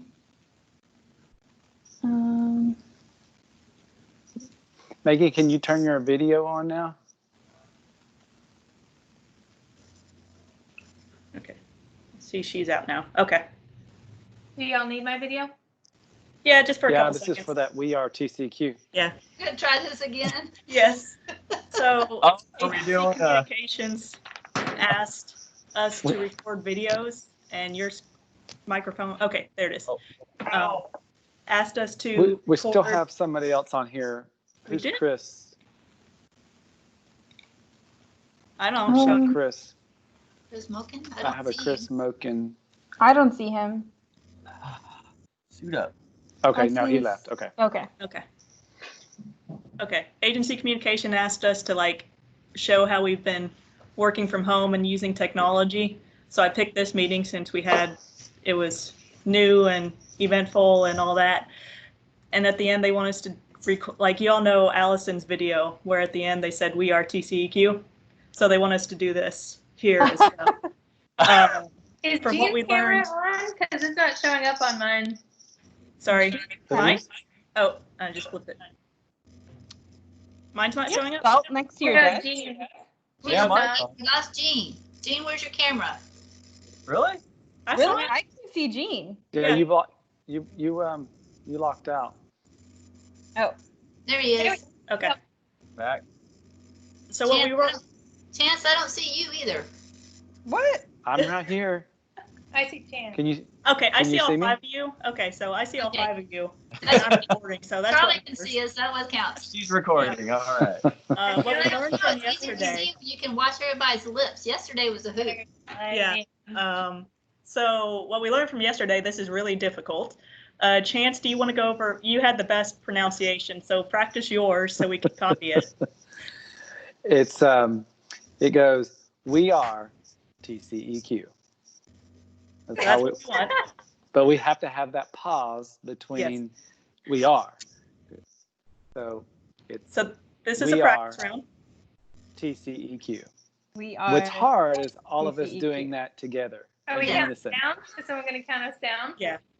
I'll do the I'll do countdown. this. Okay. Okay, no, And No, then Chance, I'll you do do that. it. Okay. Okay, ready? On 3. One, on 3. We We are are TCEQ. TCEQ. People Don't laugh. Hey, that wasn't too bad. I When we know. started yesterday. That was Okay. pretty good. Okay, here we go. One more time. Don't laugh. Okay. All right. 1, 2, 3. We We are TCEQ. Sorry. Gee. We messed that one up right from the beginning. Everyone was And just- off. No, and just realize it may appear off because you're talking. You may be talking the same time as everybody else because the Okay. lag. So just go with it. I'm going Everybody's with got different internet speed. Yeah. The third time's the charm. Well, can I change locations? No. Your background? No, you're good. You're good. 1, 2, 3. We are TCEQ. TCEQ. Cool. Good One job. more time. Do we want to do it individually? I think that was a good one. I think that was fun. I weirdly think the first one was the best. Yeah. I do too. They'll pick whichever one they thought was best. Yeah, they get the whole shebang. Yeah. So Okay, okay. we do individuals. Go ahead. You want one? Start Yeah, with let's do the individuals. Charlie, Okay. you start. We are TCEQ. Gene? We are TCEQ. Wait, is it the TCEQ or TCEQ? TCEQ. Oh, I think I said the. Okay. Chance? We are TCEQ. Diane? We are TCEQ. Megan? We are TCEQ. Kristen? We are TCEQ. Cool. Thank you all. We're done. I hated doing that. Can we do the Just crazy too one hard now? without lag. So, Yeah. so I guess Kristen, you have the recording. So right, I think I have the recording. or who has the Charlie might have it because Oh. she started it. Yeah. Okay, because we'll have to. I do. Yeah, Can I do this thanks for starting the recording, Charlie. Yeah. I was in the back and forth Oh, I of know. like, TCEQ. Yeah. So how do we get that I have for? to talk about the I'm gonna high- do a FTP. I have the one from yesterday's meeting and the one today, so they're gonna be too large to email, so I'll just ship them over by FTP. Put it on the website. You know how to work with that? Oh, are we actually putting it on the website? No, not on the website. Just we need we get a recording for the. Well, I don't know about putting it Oh, on the that's right, we website. don't. That's Yeah. right, we don't. I'll share it with Kristen as well. We had the YouTube before. We had Ron Burnson, but of course he edits and all that stuff on the. Yeah. So I don't know, but we at least need it for so we can do the highlights. yeah, Okay. I need to do the highlights. And since I didn't really start paying attention until after Chance, like in Chances, I kind of need Earl's a bit. He didn't say much. Yeah. Well, yeah, he didn't say a lot. The most thing I'm concerned about is documenting that motion. Okay. That's Yeah. the That most was the fastest I've ever typed. Just trying to get Dave right there. Yeah. Well, I Well, you really have did- you have the nobody highlights gets it all. that the talking points that I shared the talking points with you yesterday. Yes. So all you need to add to Earl's is his announcement from being a deputy of Office of Water, and you're fine. Okay. Yeah. But I'll share the FTP with both of y'all. All right. Thank you. Yep. Megan, the presentation was really good. Thank you. It was good. It felt very off. I like having an audience that I can look at. So But Yeah. I also feel like because it was online, you didn't get that many questions. that's true. That's true. Yeah. Well, thank y'all. I appreciate it. So what did we learn today? We learned that the live event's not as user-friendly for outside. Yes. I think we learned that TCQ needs more than just 2 people with GoToWebinar licenses. Yes, that's insane. That's Yes. happening right now. Now we have a report Chance. We can report back to him that this did not work at all. Well, I mean, the teams worked and everybody was I thought the meeting went really well. I mean, we didn't have it, everybody behaved, and I mean, we're going to have problems like Holly had. I mean, connection stuff we won't have any control over. We need to see about getting our own license for GoToWebinar if we're going to do these meetings in the future. So does that platform work really well? I Because guess. only Megan has one, and Brad shares Megan's for OCC. Oh, I thought there was 2, but you found out there's only 1. Let me Well, talk. there could be we 2 can split now. one with Beth. Beth was reaching out. So let me go see if we can split one. Just make an Office of Waste GoToWebinar, like we check Yeah. it out, Because right now it's under someone's name, like Megan and Brad, Yeah. and I don't want all those it needs to be an email because it sends a lot of emails. GoToWebinar sends a lot of email whenever you're on a GoTo meeting, and so it needs to be from a email box that's representative of the office, not a person. So And we just can for- use it as yeah. And for future reference, if it's only TCEQ presenters, we wouldn't have had this problem. It was Right. just because we had presenters that were from outside TCEQ. Yes. So, I mean, GoToWebinar, yeah, I mean, it'll help make that easy, but it's the same thing as live meeting. So that won't So is it solve the really- problem, right? Yeah, is it Well- really we could have just reached out to those presenters and actually had them log on to Teams before the actual meeting. Yeah. Sounds like That's- that's made. No, that's what I'm saying. No, They that was the couldn't. problem. They had No, problems. they had to have TCEQ accounts. No, because Scott Pasternak got in. He was going with his work, and his work has an MS Teams license. Yes. So I was actually, before this had happened, Jim Wolverton was talking with his IT staff, and that's when we discovered that even when his IT staff set up MS Teams, when he was setting up to join the meeting, it kept asking him to sign in again, and every time he'd sign in, it still wouldn't let him in as a presenter. It was still signing him in as an attendee. Well, Holly was having problems too, and he has, account through work. So, but yeah, there was definitely problems on that. Yeah, but when it's just TCEQ, when it's just us presenting, live meeting would work just fine. Oh, right. Yeah. Right. But for a council meeting, Yeah. it won't work. Right. So, but a webinar, GoToWebinar may not work any better, right? Chance, is that what you're saying? No, it will. It will. Yes, the webinar GoTo meeting works much better because everybody calls in on the same one, but it's also got those ones identified as panelists. And the organizer can turn people on and off. But we can do that. I mean, live meeting does that too. We just had the authentication problem. Mm-hmm. Yeah. Okay.